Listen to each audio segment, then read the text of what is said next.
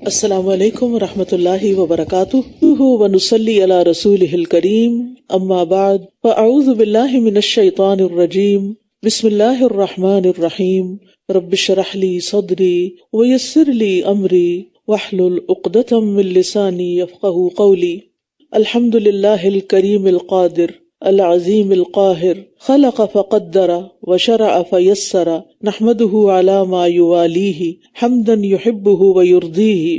تمام قسم کی حمد اللہ کے لیے ہے جو کریم ہے اور قدرت رکھنے والا ہے، عظمت والا اور غالب ہے، جس نے پیدا کیا اور اندازہ مقرر کیا اور شریعت بنائی اور اس کو آسان بنایا۔ ہم اس کی اس بات پر حمد کرتے ہیں جو وہ ہماری مدد فرماتا ہے، ایسی حمد جس کو وہ پسند کرتا ہے اور جس پر وہ راضی ہو جاتا ہے۔ 9واں پارہ۔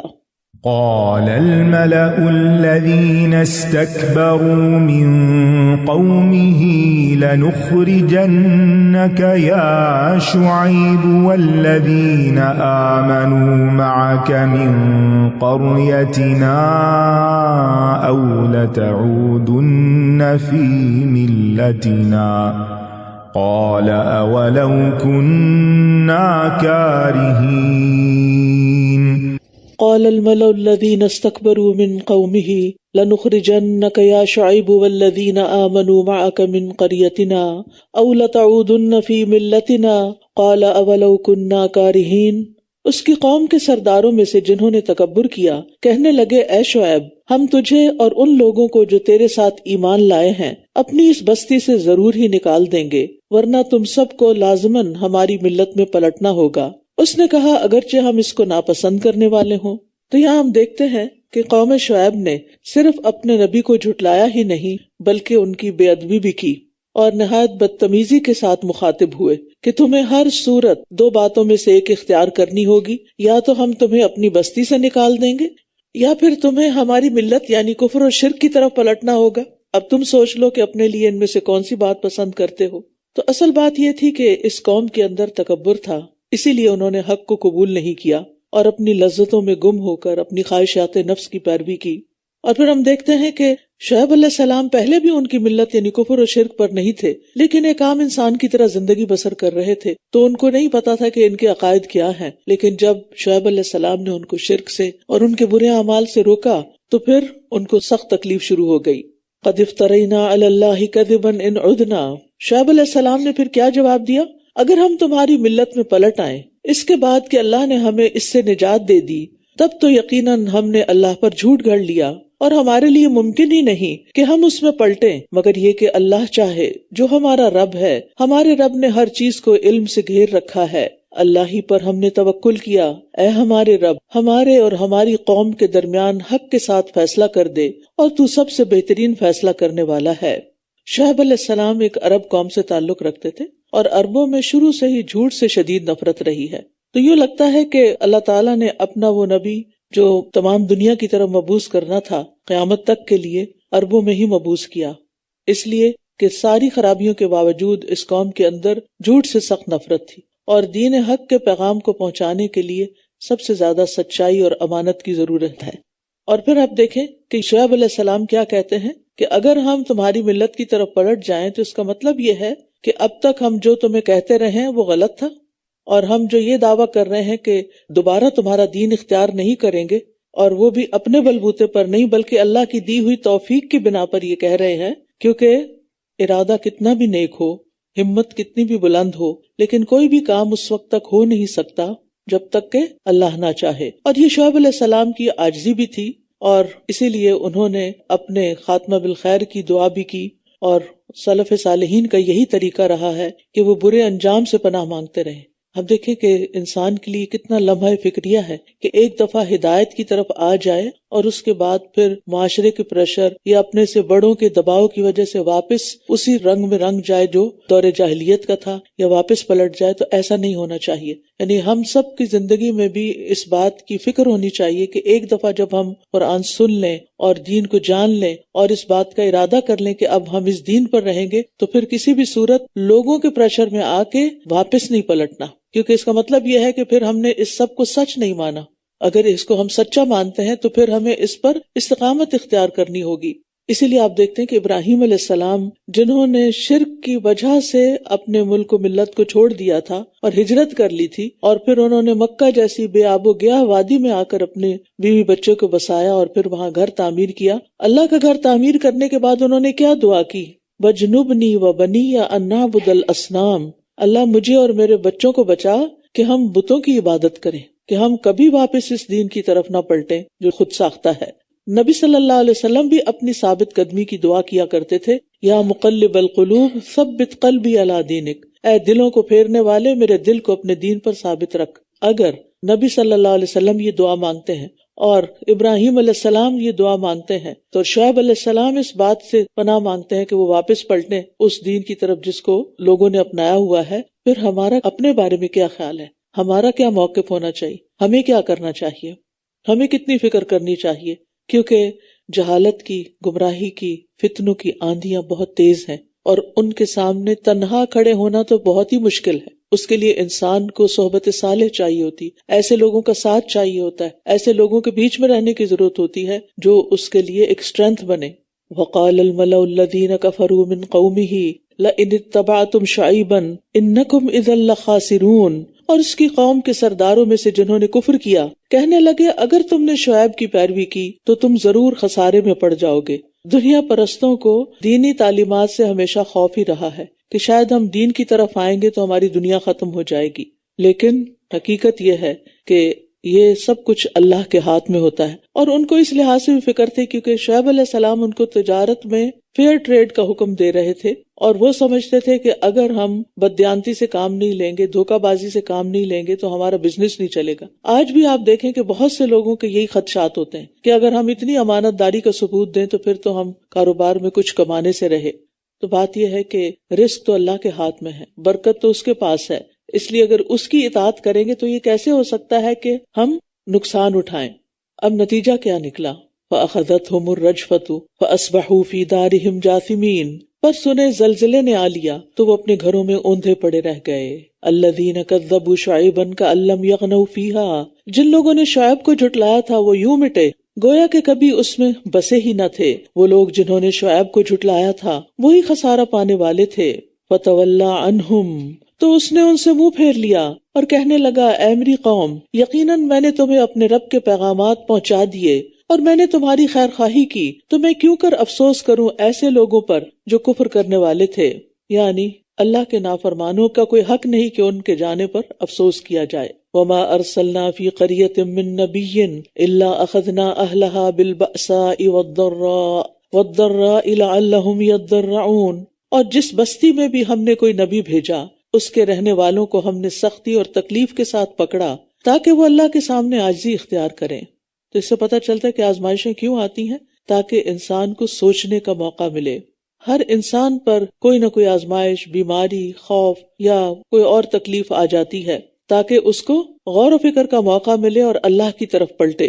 ثم بدلنا مکان السیئۃ الحسنہ، پھر ہم نے بدحالی کو خوشحالی سے بدل دیا. ایک اور طرح کی آزمائش صرف تکلیف سے نہیں ہوتی، نعمتیں بھی آزمائش ہوتی ہیں. یہاں تک کہ وہ خوب پھلے پھولے اور کہنے لگے ہمارے آباء و اجداد کو بھی تکلیف اور راحت پہنچی تھی تو ہم نے اچانک انہیں پکڑ لیا، اس حال میں کہ انہیں خبر تک نہ ہوئی.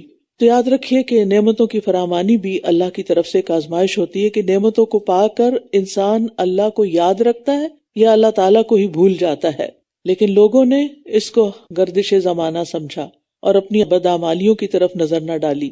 کہنے لگے کہ اگر ہم کبھی قحط اور مصیبت میں مبتلا ہوئے تو محض زمانے کی گردش کی وجہ سے، نہ کہ اپنی بدعمالیوں کی وجہ سے. اور اب ہم پر نعمتیں آ گئی ہیں اور یہ ہمارے کارناموں کی وجہ سے ہیں.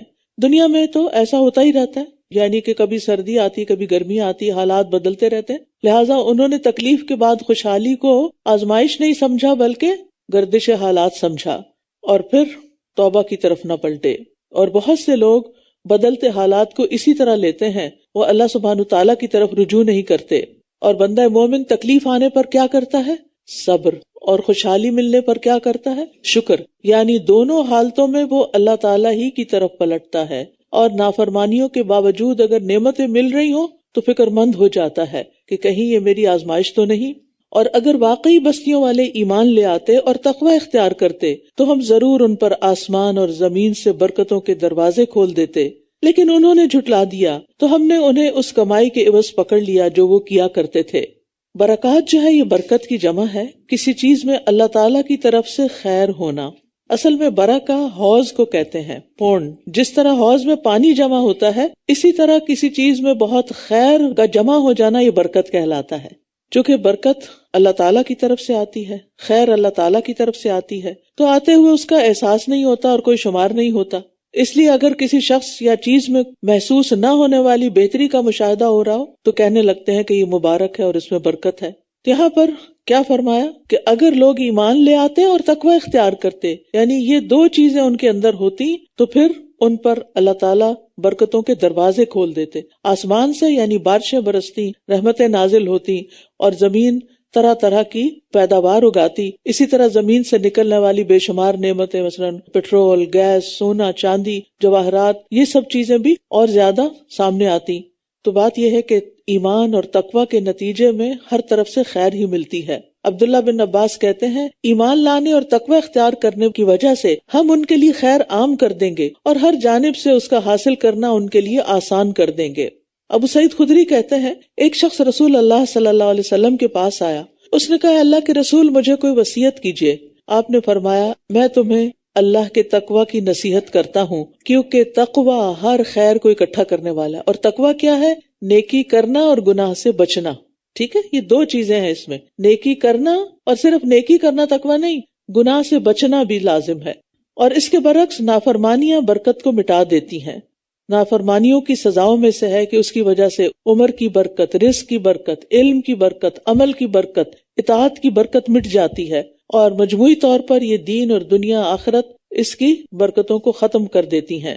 زمین پر بھی یعنی دنیا میں بھی انسان کی زندگی بے برکت ہو جاتی ہے اور آخرت بھی برباد ہونے لگتی ہے۔ پھر فرمایا، افامن اہل القری ان یاتیہم باسنا بیاتا وہم نائمون، کیا پھر بستیوں کے رہنے والے اس سے بے خوف ہو گئے ہیں کہ راتوں رات ان پر ہمارا عذاب آ جائے اس حال میں کہ وہ سو رہے ہوں؟ کیا بھلا بستیوں کے رہنے والے اس سے بے خوف ہو گئے کہ ہمارا عذاب ان پر چاشت کے وقت آ جائے اس حال میں کہ وہ کھیل رہے ہوں؟ تو اس سے پتہ چلتا ہے کہ ایمان کی دولت کے چھن جانے سے ہر وقت ڈرتے رہنا چاہیے کہ کہیں ایسا نہ ہو کہ کوئی ایسی نافرمانی کر رہے ہوں کہ جس کی وجہ سے ایمان ہی چلا جائے یا پھر زندگی کی برکت ہی چلی جائے۔ کیا پھر وہ اللہ کی تدبیر سے بے خوف ہو گئے ہیں؟ حالانکہ اللہ کی تدبیر سے وہی لوگ بے خوف ہوتے ہیں جو خسارہ پانے والے ہیں۔ اللہ کی تدبیر سے بے خوف ہونے کا مطلب یہ ہے کہ بندہ گناہ پہ قائم ہو اور اس کے ساتھ وہ سمجھے کہ اللہ تعالیٰ بڑا غفور الرحیم ہے، معاف کر دے گا۔ یعنی حسن بصری کہتے ہیں، مومن نیک کام کرتے ہوئے بھی ڈرتا، لرزتا اور خوف کھاتا ہے، نیکی کے باوجود ڈرتا رہتا ہے، اور فاجر گناہ کے کام کرتے ہوئے بھی امن اور سکون میں ہوتا ہے۔ اس کے مطابق ہم اپنے دلوں کا جائزہ لیں۔ نیک انسان نیکی کر کے بھی ڈرتا ہے اور بدکار انسان برائی کر کے بھی پرسکون رہتا ہے۔ بخاری کی روایت ہے، رسول اللہ صلی اللہ علیہ وسلم نے فرمایا، بے شک مومن اپنے گناہوں کو ایسے دیکھتا ہے جیسے وہ کسی پہاڑ کے نیچے بیٹھا ہوا ہو۔ اتنا بوجھ اس کو محسوس ہوتا ہے گناہ کرنے کا، اور اسے یہ خطرہ ہو کہ یہ پہاڑ اس کے اوپر نہ گر جائے، کسی وقت اس گناہ کی وجہ سے کوئی مصیبت نہ آ جائے۔ جبکہ فاسق شخص، نافرمان شخص اپنے گناہوں کو اس طرح دیکھتا ہے جیسے کوئی مکھی اس کی ناک پر بیٹھی اور اس نے ہاتھ کے اشارے سے اسے اڑا دیا، اس کو پرواہ نہیں ہوتی کہ اس نے کوئی غلط کام کیا۔ اولم یہد للذین یرثون الارض من بعد اہلہا، کیا وہ لوگ جو زمین کے رہنے والوں کے بعد اس کے وارث بنتے ہیں اس بات سے سبق نہیں لیتے کہ اگر ہم چاہیں تو ان کے گناہوں کی وجہ سے انہیں پکڑ لیں اور ان کے دلوں پر مہر لگا دیں تو وہ کچھ بھی سن نہ پائیں گے۔ یعنی گناہ غور و فکر میں رکاوٹ بن جاتے ہیں، گناہ عقل کو نقصان دیتے ہیں اور دل کی طاقت بھی کمزور کر دیتے ہیں۔ تلک القری نقص علیک من انبائها، یہ وہ بستیاں ہیں جن کی کچھ خبریں ہم آپ سے بیان کر رہے ہیں، اور بلا شبہ ان کے رسول ان کے پاس کھلی نشانیاں لے کر آئے، بس وہ ایسے نہ تھے کہ اس بات پر ایمان لاتے جس کو انہوں نے اس سے پہلے جھٹلا دیا تھا۔ اسی طرح اللہ کافروں کے دلوں پر مہر لگا دیتا ہے۔ تلک القری سے مراد یہاں وہ 5 قومیں ہیں جن کا اوپر ذکر ہوا ہے، قوم نوح، عاد، سمود، قوم لوط اور قوم شعیب۔ ان کے حالات کو بیان کرنے کا مقصد کیا تھا؟ کفار مکہ کو سنانا مقصود تھا کہ مکہ کے لوگ جو ان بستیوں میں رہنے والوں کی طرح آپ کی مخالفت کر رہے ہیں، وہ ان سے عبرت حاصل کریں، دیکھیں کہ ان سب کا انجام ایک ہی جیسا ہوا، یعنی تباہی اور بربادی ہوا، تو کہیں ایسا نہ ہو کہ تمہارا بھی ایسا ہی انجام ہو۔ پہلی امتوں کے جھٹلانے کی وجہ کیا تھی؟ ان کا تکبر، ان کی انا، اور ان کا حق کی طرف راغب نہ ہونا، اور حق کے اندر ان کے لیے کوئی اٹریکشن نہ ہونا۔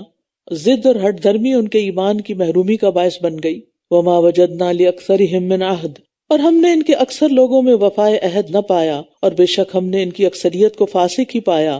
پھر ان کے بعد ہم نے موسیٰ کو اپنے نشانیوں کے ساتھ فرعون اور اس کی قوم کے سرداروں کی طرف بھیجا، تو انہوں نے ان کے ساتھ ظلم کیا، بس دیکھیے فساد کرنے والوں کا انجام کیسا ہوا۔ اب یہاں پر ہم دیکھتے ہیں کہ موسیٰ علیہ السلام کا قصہ شروع ہو رہا ہے، جو پورے قرآن مجید کی نسبت یہاں پوری طوالت کے ساتھ آیا ہے، اور اس میں آپ دیکھیے کہ یہاں ان کا انجام بھی شروع میں ہی بتا دیا گیا کہ وہ سب کے سب غرق کر دیے گئے۔ فَظَلَمُوا بِهَا فَانظُرْ كَيْفَ كَانَ عَاقِبَةُ الْمُفْسِدِينَ، ان کی ساری شان و شوکت خاک میں ملا دی گئی۔ یاد رکھیے کہ جس طرح موسیٰ علیہ السلام کی معجزات ان تمام انبیاء سے بڑھ کر تھے جن کا پیچھے ذکر ہوا، اسی طرح ان کی امت اور جن کے ساتھ ان کو مقابلہ کرنا تھا وہ بھی جہالت اور سرکشی میں سب سے بڑے ہوئے تھے۔ اب یہاں ہم دیکھتے ہیں کہ موسیٰ علیہ السلام کے ابتدائی حالات، ان کے بچپن، ان کی پیدائش، ان سب کی بجائے فرعون کے قصے سے آغاز کیا گیا ہے، کیونکہ یہاں ان کا جو دعوت کا مرحلہ ہے اس کا ذکر کیا گیا ہے۔ اس کی ایک وجہ یہ بھی ہے کہ باقی جو پیغمبر تھے ان کا خطاب ان کی قوم کی طرف ہوتا تھا، یا قومی کہہ کے پکارتے تھے، لیکن فرعون نے اپنی قوم کو اتنا کنٹرول کیا ہوا تھا کہ قوم صرف فرعون کی بات پہ چلتی تھی، اسی کی بات مانتی تھی۔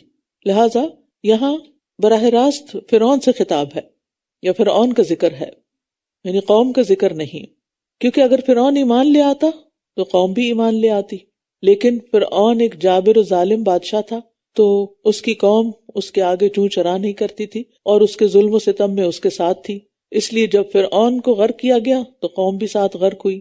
وقال موسیٰ یا فرعون انی رسول من رب العالمین، اور موسیٰ نے کہا اے فرعون، بے شک میں رب العالمین کی طرف سے ایک رسول ہوں۔ انتہائی نرم انداز میں تبلیغ کی، کیونکہ اللہ تعالیٰ نے ان کو حکم یہی دیا تھا اذهبا الی فرعون انہ طغی فقولا لہ قولا لینا، کہ تم نے جا کے نرمی سے بات کرنی ہے۔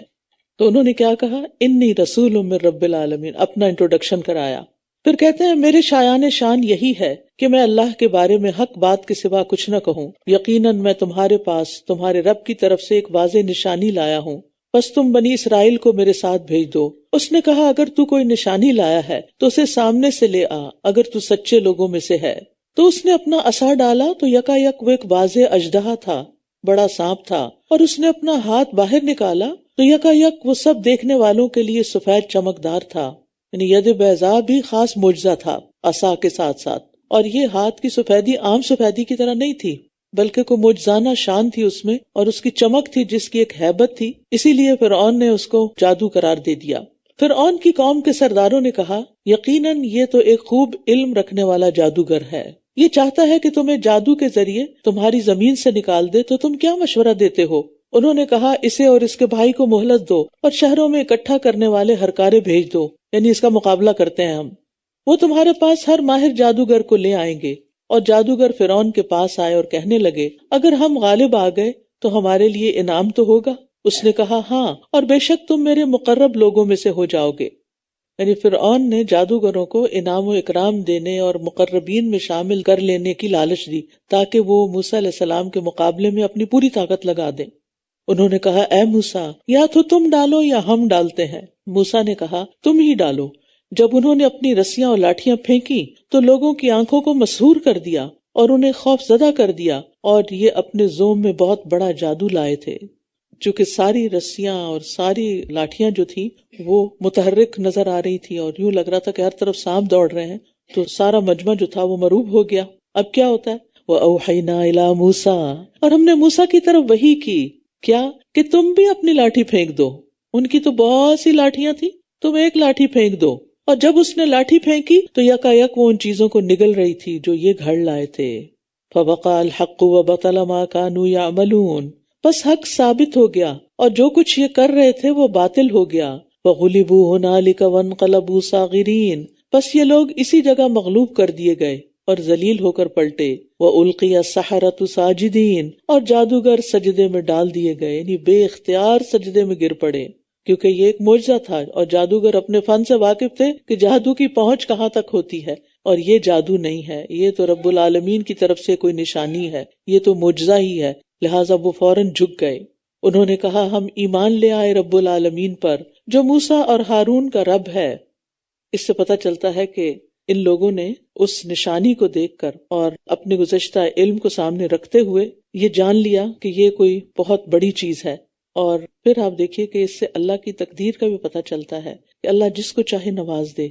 صبح جو مقابلے میں آ رہے تھے تو جادوگر تھے، کافر تھے، اور شام مسلمان ہو چکے تھے، یعنی ان کے تو خواب میں بھی نہیں ہوگا کہ ہماری زندگی میں یہ تبدیلی آنے والی۔ اور پھر آپ دیکھیے کہ تھے وہ جادوگر، اور جادو کرنا کفر ہوتا ہے، جادو بہت بڑا جرم ہے، اپنے جادو سے پتہ نہیں انہوں نے کتنے لوگوں کو نقصان دیا ہوگا، لیکن حقیقت کا اعتراف کرنا اتنی بڑی نیکی ہے، حق کو پہچان کر اس کو مان لینا، اسے قبول کر لینا اتنی بڑی نیکی ہے کہ صرف اس کو ایک دفعہ ایکسپٹ کرنے سے پچھلے سارے گناہ معاف ہو گئے، اور اللہ نے انہیں اسلام لانے کی توفیق بھی دے دی، اور یہ عاجزی کے نتیجے میں ہی ہوتا ہے۔ ہم سب کو بھی اپنے حالات پر غور کرنا چاہیے، اپنے طرز عمل پر غور کرنا چاہیے کہ جب سچائی ہمارے سامنے آتی ہے تو ہمارا کیا طرز عمل ہوتا ہے، اس کو قبول کرنے میں ہم کتنی دیر لگاتے ہیں۔ یعنی اس سے بھی پتہ چلتا ہے نا کہ ایمان بہت بڑی دولت ہے۔ قال فرعون آمنتم به قبل ان آذن لكم، فرعون نے کہا تم اس پر ایمان لے آئے ہو اس سے پہلے کہ میں تمہیں اجازت دوں۔ اس سے آپ اندازہ لگائیں نا کہ فرعون نے اپنی قوم کو کس قدر کنٹرول کر رکھا تھا۔ بے شک یہ تو ایک چال ہے جو تم نے اس شہر میں چلی تاکہ تم اس کے رہنے والوں کو یہاں سے نکال دو، سو ان قریب تم جان لو گے، میں ضرور تمہارے ہاتھ اور پاؤں کو مخالف سمت سے کاٹ ڈالوں گا، پھر تم سب کو اکٹھے سولی پہ چڑھا دوں گا۔ بہت بڑی دھمکی دی، اور ہوتا یہی ہے کہ ہر متکبر اور سرکش جب ہار جائے، اس کو کوئی ہزیمت اٹھانی پڑے تو پھر وہ دھمکیوں پہ تل جاتا ہے، کیونکہ اب اس کے پاس اور تو کوئی چیز ہے نہیں، کوئی دلیل تو اس کے پاس ہے نہیں۔ عموماً تاریخ میں ایسا ہی ہوتا رہا ہے کہ سرکش حکمران جب دلیل کے میدان میں ہارتے ہیں تو اپنے مخالف کو کبھی جیل، کبھی پھانسی اور کبھی قتل کی دھمکی دیتے ہیں، اور کبھی یہ سب کچھ کر بھی ڈالتے ہیں۔ قالوا انا الی ربنا منقلبون، انہوں نے کہا یقیناً ہم اپنے رب ہی کی طرف پلٹنے والے ہیں، یعنی مرنا تو ہے ہی ایک دن، آج نہیں تو کل، جانا تو اسی کے پاس واپس ہے، اس لیے کیا فرق پڑتا ہے اگر تم ہمیں مار ڈالو تو۔ اور تم ہم سے محض اس بات پہ انتقام لے رہے ہو کہ جب ہمارے رب کی نشانیاں ہمارے پاس آ گئیں تو ہم ان پر ایمان لے آئے۔ اے ہمارے رب، ہم پر صبر انڈیل دے اور ہمیں اس حال میں فوت کرنا کہ ہم مسلمان ہوں۔ تو جادوگر جب ایمان لے آئے تو جان کی پرواہ بھی نہیں کی۔ یہ ہوتا ہے ایمان، جو ایمان سچا ہوتا ہے نا، اس ایمان کی طاقت سے انسان کو دنیا کا بڑے سے بڑا نقصان نہیں لگتا، حتیٰ کہ جان دینا بھی اس کو نقصان کی بات نہیں لگتا۔ لیکن اس کے ساتھ ساتھ آپ دیکھیں کہ صبر مانگ رہے ہیں، ربنا افرغ علینا صبرا وتوفنا مسلمین، کیونکہ امتحان بہت بڑا تھا، جان جانے کا خطرہ تھا، لہٰذا ان کو صبر کی ضرورت تھی، تو اس وقت انہوں نے وہ چیز مانگی جس کی انہیں ضرورت تھی۔ اس سے یہ پتہ چلتا ہے کہ جب انسان کی آزمائش بڑی ہو جائے تو اس کو صبر مانگنا چاہیے، تاکہ انسان نیکی اور خیر کے راستے پر استقامت اختیار کرے۔ اور ویسے بھی صبر جو ہے وہ بہترین نعمت ہے، جس کی وجہ سے انسان کے دل کو ایک اطمینان نصیب ہوتا ہے، بے یقینی کی کیفیت دور ہو جاتی ہے، اور یہ سب سے بڑی نعمت ہے جو انسان کو ایسے موقع پر ملتی ہے۔ وقال الملأ من قوم فرعون اتذر موسیٰ وقومہ لیفسدوا فی الارض، اور فرعون کی قوم کے سرداروں نے کہا کیا تم موسیٰ اور اس کی قوم کو یوں ہی چھوڑ دو گے کہ وہ زمین میں فساد پھیلاتے رہیں اور تمہیں اور تمہارے معبودوں کو چھوڑ دیں؟ تو اس سے کیا پتہ چلتا ہے کہ فرعون کے بھی کچھ معبود تھے، اگرچہ اپنے آپ کو سب سے بڑا الہ کہتا تھا لیکن خود بھی پرستش کرتا تھا۔ اس نے کہا ہم ان کے بیٹوں کو قتل کر ڈالیں گے اور ہم ان کی عورتوں کو زندہ چھوڑ دیں گے، اور یقیناً ہم ان پر پوری طرح غالب ہیں۔ اگرچہ موسیٰ علیہ السلام پر ایمان لانے والے چند نوجوان ہی تھے، لیکن فرعون کے جو درباری تھے اور اس کے جو اہلکار تھے، انہوں نے اس کو ایک اور بات سجھائی کہ تم نے اگر ان کو چھوڑ دیا، ختم نہ کیا، تو یہ تو تمہاری ساری تہذیب کو ختم کر دیں گے۔ یعنی ایک طرح سے فرعون کو اور بھڑکایا کہ یہ تو تمہاری ساری رعیت کو دین کی دعوت دیں گے اور انہیں تم سے پلٹا لیں گے اور تم سے اور تمہارے الہوں سے ہی پھیر دیں گے۔ اور ایک اور جگہ پر آتا ہے وَيَذْهَبَا بِطَرِيقَتِكُمُ الْمُثْلَى، یہ تمہارے مثالی طریقہ زندگی کو، آئیڈیل لائف سٹائل کو ختم کر دیں گے۔ قَالَ مُوسَىٰ لِقَوْمِهِ اسْتَعِينُوا بِاللَّهِ وَاصْبِرُوا، موسیٰ نے اپنی قوم سے کہا اللہ سے مدد مانگو اور صبر کرو، بے شک زمین اللہ کی ہے، وہ اپنے بندوں میں سے جسے چاہتا ہے اس کا وارث بنا دیتا ہے، اچھا انجام متقی لوگوں کے لیے ہی ہے۔ فرعون کی دھمکیوں پر موسیٰ علیہ السلام نے اپنی قوم کو تسلی دی اور اللہ سے مدد مانگنے کا حکم دیا۔ کیوں؟ اس لیے کہ ایسے حالات میں یہی دو چیزیں کام آتی ہیں، صبر اور صلاۃ۔ یا ایھا الذین آمنوا استعینوا بالصبر والصلاۃ ان اللہ مع الصابرین۔ انسان کو بے صبری سے کچھ نہیں ملتا، بے چینی، بے قراری اور اضطراب سے کچھ نہیں ملتا، ہاں صبر سے اللہ کی معیت ملتی ہے، اللہ کا ساتھ ملتا ہے۔ ان اللہ مع الصابرین۔ نبی صلی اللہ علیہ وسلم کو جب کوئی مسئلہ درپیش ہوتا تو نماز پڑھنے لگتے تھے، اللہ سے مدد مانگتے تھے، اور یہی مضمون بار بار آ رہا ہے اور یہی سبق ہم سب کے لیے بھی ہے۔ انہوں نے کہا تمہارے آنے سے پہلے بھی ہم اذیت دیے گئے اور تمہارے آنے کے بعد بھی۔ اس نے جواب دیا امید ہے کہ تمہارا رب تمہارے دشمن کو ہلاک کر دے گا اور تمہیں زمین میں جانشین بنا دے گا، پھر وہ دیکھے گا کہ تم کیسے عمل کرتے ہو۔ سبحان اللہ، موسیٰ علیہ السلام کی مثبت سوچ۔ اتنے مشکل حالات میں جب ایک طرف اپنی قوم تسلی دینے کی بجائے پریشانی کا شکار ہے اور گھبرا رہی ہے اور خوف میں مبتلا ہے، اور دوسری طرف جو فرعون اور اس کی قوم ہے وہ الگ طرح سے پریشان کر رہے ہیں، یعنی کہیں سے بھی کوئی روشنی کی کرن نظر نہیں آتی، تو موسیٰ علیہ السلام صرف اللہ پر توکل کرتے ہوئے، اللہ کے بھروسے پر اچھی امید رکھتے ہوئے قوم کو تسلی دیتے ہیں۔ یہی ہوتا ہے ایمان، کہ جب انسان کا ایمان مضبوط ہوتا ہے تو مشکل سے مشکل ترین حالات میں بھی مایوس نہیں ہوتا، وہ اپنے رب پر توکل کرتا ہے۔ وَلَقَدْ أَخَذْنَا آلَ فِرْعَوْنَ بِالسِّنِينَ وَنَقْصٍ مِّنَ الثَّمَرَاتِ لَعَلَّهُمْ يَذَّكَّرُونَ۔ اب کیا ہوا؟ فرعون اور اس کی آل کو آزمائشوں نے گھیر لیا، امتحانوں نے گھیر لیا، اور یقیناً ہم نے آل فرعون کو قحط سالی اور پھلوں کی کمی سے پکڑا، شاید کہ وہ نصیحت حاصل کریں۔ بات یہ ہے کہ جب کوئی تکلیف آئے، جب کوئی مصیبت آئے، تو پھر انسان کو اللہ کی طرف رجوع کرنا چاہیے، ہنس کھیل کے غفلت والے کام کر کے اس کو ٹالنا نہیں چاہیے، کیونکہ بہت سے لوگ کیا کرتے ہیں کہ جب ان پر کوئی تکلیف آتی ہے تو وہ توبہ کرنے کی بجائے، صبر کرنے کی بجائے، استغفار کرنے کی بجائے، اللہ تعالیٰ کی طرف رجوع کرنے کی بجائے بیٹھ کے ڈرامے دیکھنے لگتے ہیں، انٹرٹینمنٹ کے پروگرام دیکھنے لگتے ہیں، لطیفے سننے لگتے ہیں، موویز دیکھنے لگتے ہیں، تاکہ وہ اپنا غم غلط کر سکیں۔ لیکن بات یہ ہے کہ یہ وقت اپنے آپ کو بہلانے کا نہیں ہوتا، اللہ کی طرف رجوع کرنے کا ہوتا ہے۔ وَإِذَا جَاءَتْهُمُ الْحَسَنَةُ قَالُوا لَنَا هَٰذِهِ، پھر جب ان پر خوشحالی آتی تو کہتے یہ ہمارے لیے ہے، اور اگر انہیں کوئی تکلیف پہنچتی تو وہ اسے موسیٰ اور اس کے ساتھیوں کی نحوست بتاتے۔ خبردار، ان کی نحوست تو اللہ ہی کے پاس ہے، لیکن ان کی اکثریت نہیں جانتی۔ بات یہ ہے کہ بعض اوقات انسان چیز کو اس کے اصل رخ سے نہیں دیکھتا، یہ سوچنے کی بجائے کہ یہ تکلیف یا مصیبت ہمیں سیدھا کرنے کے لیے آئی ہے، ہماری اصلاح کے لیے آئی ہے، وہ الٹے رنگ سے دیکھتے ہیں کہ یہ موسیٰ اور اس کے ساتھیوں کی نحوست کی وجہ سے آئی ہے۔ اب بھی آپ دیکھیں، لوگوں پر جب کوئی مشکل آتی ہے تو وہ لوگوں کو بلیم کرنے لگتے ہیں کہ فلاں کی نحوست ہے، فلاں ہمارے گھر آ گیا تھا، اس نے نظر لگا دی، فلاں نے ایسا کر دیا۔ ٹھیک ہے، ان چیزوں میں کسی حد تک حقیقت ہوتی ہے، لیکن ہر مسئلے کی ذمہ داری لوگوں پہ ڈال دینا اور اپنی کسی غلطی کو یاد ہی نہ کرنا اور اس پر توبہ استغفار ہی نہ کرنا اور اللہ کی طرف رجوع ہی نہ کرنا، یہ کوئی ایمانی رویہ نہیں ہے۔ ایمان تو کیا تقاضا کرتا ہے کہ فوراً اللہ کی طرف رجوع کیا جائے۔ خبردار، ان کی نحوست تو اللہ ہی کے پاس ہے، لیکن ان کی اکثریت نہیں جانتی، اکثریت کو پتہ ہی نہیں۔ تو بھلائی کو اپنی خوبی کہنا اور برائی کو کسی دوسرے کی نحوست قرار دینا، یہ سراسر جہالت کی باتیں ہیں، اور ویسے بھی ہمیں کسی چیز سے نحوست نہیں پکڑنی چاہیے۔ رسول اللہ صلی اللہ علیہ وسلم نے فرمایا، نحوست پکڑنا شرک ہے، اور ہم میں سے ہر ایک کو یہ وہم ہو جاتا ہے، مگر اللہ تعالیٰ توکل کے ذریعے اس چیز کو ختم کر دیتا ہے۔ نبی صلی اللہ علیہ وسلم نے فرمایا، جو شخص برے شگون کی وجہ سے کسی کام سے رک گیا، اس نے شرک کا ارتکاب کیا۔ جو شخص برے شگون کی وجہ سے کسی کام سے رک گیا تو اس نے شرک کا ارتکاب کیا۔ تو اس میں آپ دیکھیے کہ آج بھی ہمارے ہاں کیا ہوتا ہے، لوگ کیا کرتے ہیں، کالی بلی نے رستہ کاٹ لیا ہے تو اب کیا ہوگا، اب کام نہیں ہوگا۔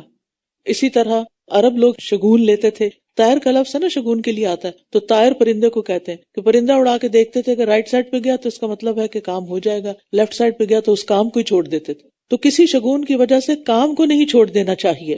اور وہ کہنے لگے، تم جو کوئی نشانی بھی ہمارے پاس لاؤ گے کہ اس کے ذریعے تم ہمیں مسحور کر دو، تو بھی ہم تمہاری بات ہرگز ماننے والے نہیں۔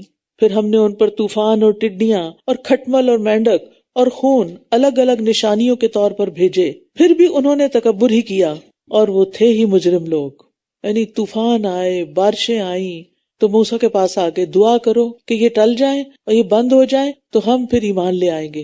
موسیٰ علیہ السلام دعا کرتے، مسئلہ حل ہو جاتا، کچھ عرصے کے بعد دوبارہ وہی کرتے، ایک نئی مصیبت آتی کہ طوفان اور بارشوں کی وجہ سے جو فصلیں اچھی ہوئی، جراد آ گئے، یعنی ٹڈیاں آ گئی جنہوں نے ساری فصلیں چاٹ لی، اور پھر اس کے بعد انہوں نے جو کچھ تھوڑا بہت بچا کے رکھا اس کے اندر کھٹمل پڑ گئے، اور پھر جب کچھ نہ کچھ ان کو خوراک ملی تو پھر ہر جگہ پر مینڈک پھیل گئے، حتیٰ کہ منہ تک میں چلے جاتے تھے، یعنی اتنے چھوٹے چھوٹے مینڈک، اور پھر ہر طرف خون ہی خون نظر آتا۔ لیکن ایسی ڈھیٹ قوم تھی کہ ہر تکلیف کے بعد موسیٰ علیہ السلام سے دعا کرواتی، اور جب مسئلہ حل ہو جاتا تو دوبارہ اسی ڈگر پہ چل پڑتے، اور جب ان پر کوئی عذاب واقع ہوتا تو کہنے لگتے، اے موسیٰ ہمارے لیے اپنے رب سے دعا کرو اس عہد کی بنا پر جو اس نے تم سے کر رکھا ہے، اگر تم نے ہم سے یہ عذاب ہٹا دیا تو ہم ضرور تم پر ایمان لے آئیں گے، اور ہم بنی اسرائیل کو ضرور تمہارے ساتھ بھیج دیں گے۔ پھر جب ہم نے ان سے عذاب کو ایک مدت تک ہٹا دیا جسے وہ پہنچنے والے تھے تو یکایک وہ اپنا عہد توڑ ڈالتے تھے، یعنی جب اللہ تعالیٰ ان سے عذاب ہٹاتے تو وہ پھر دوبارہ اپنا عہد توڑ دیتے۔ فانتقمنا منہم، سو ہم نے ان سے انتقام لیا اور ہم نے انہیں سمندر میں غرق کر دیا، کیونکہ انہوں نے ہماری آیات کو جھٹلا دیا تھا اور وہ ان سے غفلت برتتے تھے۔ ایسا نہیں کہ ادھر انہوں نے موسیٰ علیہ السلام کے معجزات کا انکار کیا اور ادھر انہیں سمندر میں پھینک دیا گیا، اس کے بیچ میں کافی سال مہلت کے بھی دیے گئے، جس دوران ان پر وقتاً فوقتاً چھوٹی چھوٹی آزمائشیں آتی رہی تاکہ یہ لوگ پلٹ آئیں، لیکن جب ان کے اندر کسی بھی خیر کی کوئی رتی باقی نہیں رہی تو پھر اللہ سبحانہ وتعالیٰ نے ان کو ڈبو دیا۔ وَأَوْرَثْنَا الْقَوْمَ الَّذِينَ كَانُوا يُسْتَضْعَفُونَ مَشَارِقَ الْأَرْضِ وَمَغَارِبَهَا، اور ہم نے ان لوگوں کو جو کمزور سمجھے جاتے تھے یعنی بنی اسرائیل، اس سرزمین کے مشرقوں اور مغربوں کا وارث بنا دیا جس میں ہم نے برکت رکھی تھی، اور بنی اسرائیل کے صبر اور برداشت کی وجہ سے تیرے رب کی بہترین بات ان پر پوری ہو گئی، یعنی صبر کے نتیجے میں ان کی آزمائش ختم ہو گئی، اور ہم نے اسے برباد کر دیا جو فرعون اور اس کی قوم کے لوگ بناتے تھے، اور جو کچھ وہ چڑھاتے تھے، یعنی جو عمارتیں بلند وہ بنایا کرتے تھے، سب کچھ ختم ہو گیا۔ وجاوزنا ببنی اسرائیل البحر، اور ہم نے بنی اسرائیل کو سمندر پار کرا دیا، وہی سمندر بنی اسرائیل کے پار کرنے کا سبب بنا اور وہی سمندر آل فرعون کے غرق کرنے کا سبب بنا۔ ایک ہی چیز ہے، لیکن اعمال کے فرق کی وجہ سے دونوں کا انجام وہاں فرق ہوا۔ اور ہم نے بنی اسرائیل کو سمندر پار کروا دیا تو وہ ایسے لوگوں کے پاس آئے جو اپنے بتوں پر جمے بیٹھے تھے، کہنے لگے، اے موسیٰ ہمارے لیے بھی کوئی معبود بنا دو جیسے ان لوگوں کے معبود ہیں۔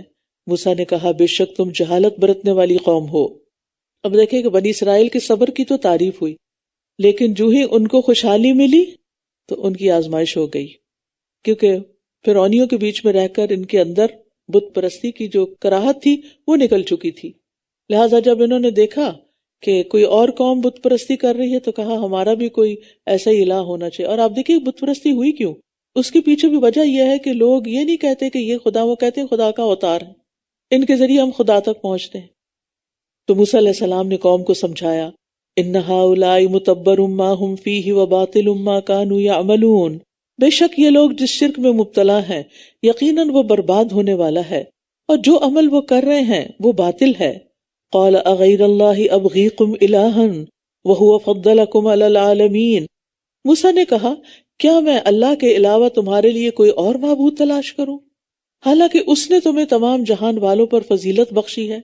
یعنی ایک طرح سے اپنی قوم کو ڈانٹ پلائی کہ تم کیسی بات کر رہے ہو کہ اللہ نے تمہیں نجات دی ہے اور تم باہر آ کر اس مصیبت سے، اس غلامی سے دوسروں کی پوجا کرنا چاہتے ہو، یہ تو شکر گزاری نہیں۔ اللہ نے تمہیں جہان والوں پہ فضیلت دی ہے، دوسروں کی ہدایت کی ذمہ داری بھی تمہیں دی ہے، لیکن تم ہو کے اور قوموں کی نقالی کر رہے ہو۔ آج مسلمانوں کا بھی یہی حال ہے نا، اللہ نے ان کو نعمتیں دی، دین دیا، سب کچھ دیا، تو بجائے اس کے کہ وہ اس نعمت کی قدر کرتے، شکر گزار ہوتے، اسے دوسروں تک پہنچاتے، وہ اور قوموں کے طور طریقوں کے فالوورز بن گئے۔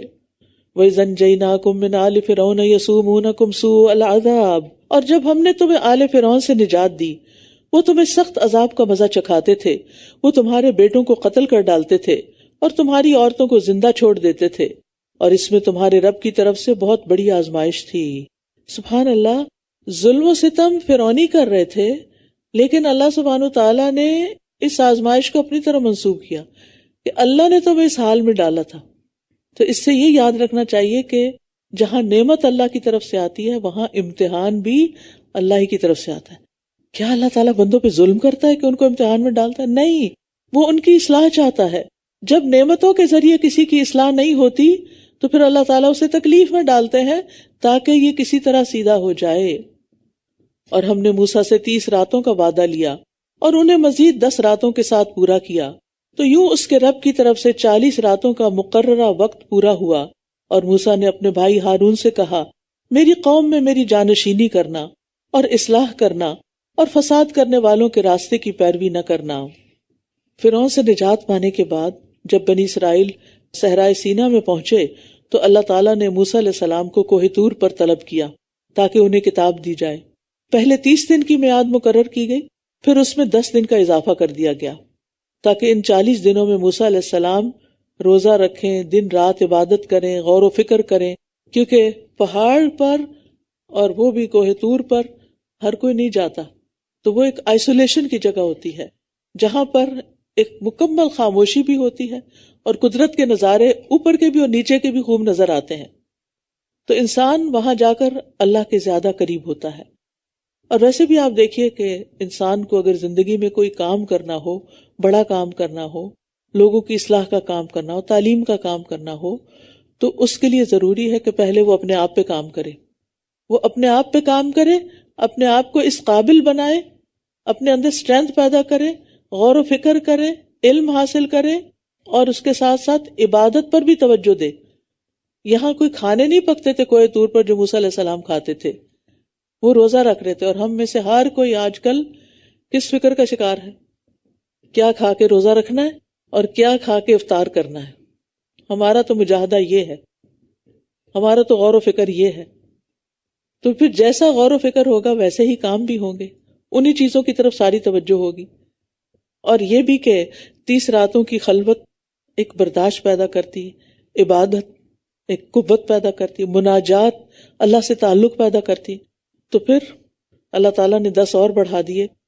اور یہ بھی کہا جاتا ہے کہ اگر کوئی عادت انسان اپنی بدلنا چاہے تو 40 ڈیز کے لیے، یعنی 30 to 40 ڈیز اس چیز پر مستقل طور پر عمل کرے۔ اسی لیے 30 روزے ہیں ہمارے لیے، اور 6 شوال کے بھی ہیں، اور اگر آپ چاہیں تو ان کو ایام 20 کے رکھ کے اور ساتھ ایک آدھ اور رکھ کے 40 پورے کر سکتے ہیں۔ تو اتنے دن کے لیے اللہ کی عبادت مستقل طور پر کرنا، مستقل ریاضت کرنا، یہ انسان کے اندر واقعی تبدیلی لاتا ہے۔ لہٰذا رمضان کیا ہے؟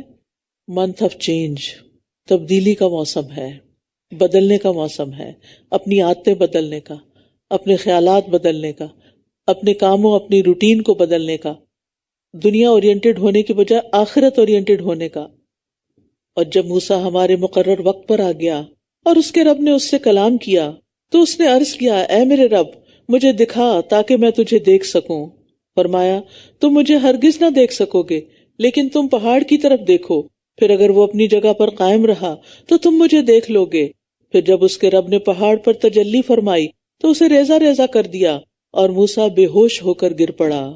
پھر جب اسے ہوش آیا تو عرض کی، پاک ہے تو، میں تیرے حضور توبہ کرتا ہوں اور میں ایمان لانے والوں میں سب سے پہلا ہوں۔ کہتے ہیں کہ چنگلیا کے ایک کنارے کے برابر، جیسے ناخن جتنا بڑا ہوا ہوتا ہے نا، بس اتنی سی تجلی ہوئی تھی اور پہاڑ دھنس گیا، موسیٰ علیہ السلام بے ہوش ہو گئے۔ تو بات یہ کہ دنیا میں کوئی بھی انسان اللہ تعالیٰ کو دیکھ نہیں سکتا، اس میں اتنی برداشت ہی نہیں۔ قیامت کے دن اور آخرت میں انسان کو ایک اور طرح کی قوت دی جائے گی جس کے بعد وہ اس قابل ہو سکے گا۔ فرمایا، اے موسیٰ، بے شک میں نے تمہیں اپنے پیغامات اور اپنے کلام کے ساتھ لوگوں پر چن لیا ہے، تو جو کچھ میں نے تمہیں دیا ہے وہ لے لو اور شکر کرنے والوں میں سے ہو جاؤ۔ بات یہ ہے کہ اللہ تعالیٰ نے انہیں اپنے دیدار سے منع کیا، حالانکہ وہ بہت شوق رکھتے تھے۔ تو جب انہوں نے اللہ کی بات مان لی کہ ایسا نہیں ہو سکتا تو وہ راضی ہو گئے اللہ کے فیصلے پر، تو اللہ تعالیٰ نے انہیں اور بہت بڑی بھلائی عطا فرما دی۔ بعض اوقات ہم کسی چیز پہ سٹک ہو جاتے ہیں کہ ہمیں یہی ملنی چاہیے، اور اگر یہ نہ ملی تو ہماری ناکامی ہے، لیکن اللہ تعالیٰ کو زیادہ پتا ہوتا ہے کہ ہماری کامیابی کس راستے سے ہے؟ اس راستے سے جو ہم سوچتے ہیں کہ یہ ہماری کامیابی کا راستہ ہے، یا اس راستے سے جو اللہ نے ہمارے لیے پلان کیا ہوتا ہے؟ اللہ کی اطاعت کرنا، اللہ کی رضا پہ راضی ہو جانا، یہ ذریعہ بنتا ہے نیکیوں کے پا لینے کا، نیکیوں کے مواقع حاصل کر لینے کا۔ اس لیے کبھی بھی اگر کوئی دعا قبول نہیں ہوتی تو مایوس نہ ہو، کبھی بھی اگر آپ کی مرضی کے مطابق کوئی کام نہیں ہوتا، آپ کی مرضی کے مطابق حالات نہیں بدلتے تو مایوس نہ ہو، پریشان نہ ہو، کیونکہ جو اللہ کا فیصلہ ہے وہی ہمارے حق میں زیادہ بہتر ہے، اسی میں خیر ہے۔ آپ سوچئے کہ جس کو بھی محبت ہوتی ہے اللہ سے، وہ اللہ تعالیٰ کو دیکھنے کی کتنی خواہش رکھتا ہے۔ چلیے اگر آپ کے دل میں وہ ابھی تک نہیں پیدا ہوئی تو کسی انسان کے اوپر قیاس کر کے دیکھ لیجئے کہ جس انسان سے ہمیں محبت ہوتی ہے اس کو دیکھنے کا کتنا شوق ہوتا ہے، اور کیا دل چاہتا ہے کہ بار بار اس کو دیکھیں۔ ماؤں کو اپنے بچوں سے محبت ہوتی ہے تو ہر تھوڑی دیر کے بعد اسے اٹھائیں گی، پیار کریں گی، اس سے بات کریں گی۔ ان کی تڑپ ہوتی ہے کہ دیکھتے رہیں اپنے بچوں کو، اگر دور چلے جائیں تو اب تو خیر ویڈیو کال سے تسلی ہو جاتی ہے، لیکن یہ ایک فطری سی خواہش ہوتی ہے۔ کسی بھی چیز جس سے آپ محبت کرتے ہیں اس کو آپ دیکھ کے خوش ہوتے ہیں۔ تو موسیٰ علیہ السلام تو اللہ تعالیٰ سے محبت کرتے تھے، ان کی محبت کا ہماری محبت سے کیا مقابلہ؟ ہم تو سوچتے بھی نہیں، اور سچی مجھے نہیں بتائیے، نہ میں پوچھنا چاہتی ہوں، نہ آپ کے راز کھولنا چاہتی ہوں، سچی اپنے دل سے پوچھئے کہ میرے دل میں اللہ کو دیکھنے کی کتنی تڑپ ہے۔ دن میں کتنی دفعہ خیال آتا ہے کب دیکھوں گی اپنے رب کو؟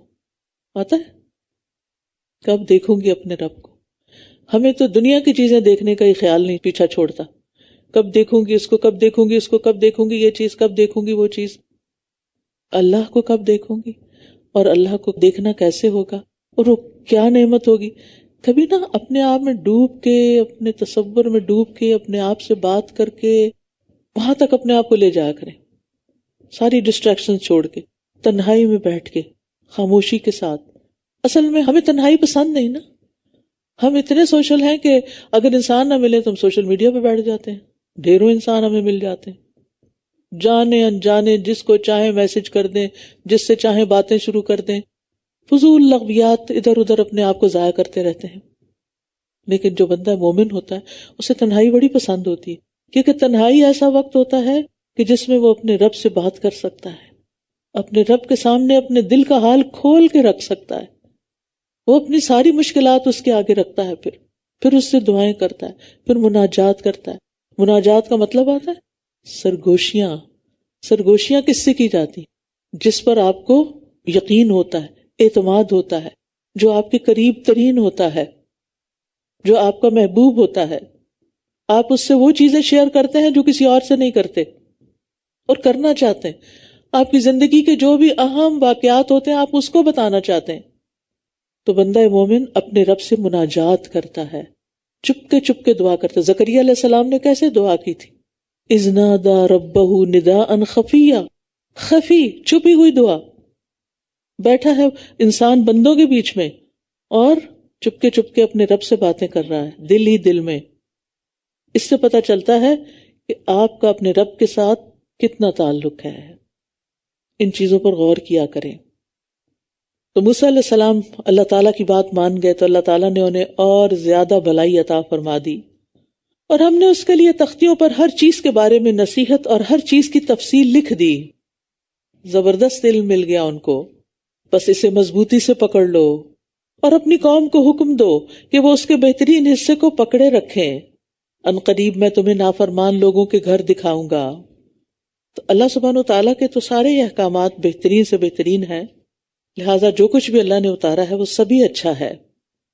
لیکن یہاں پر کیا کہا گیا کہ تم اس کے بہترین حصے پر عمل کرو، بہترین حصے کو پکڑے رکھو، یعنی انسان کی سچویشن اور حالات کے مطابق جو چیز اس کو ضرورت ہو اس کو لے لینا ہی اس کے لیے بہترین ہوتا ہے۔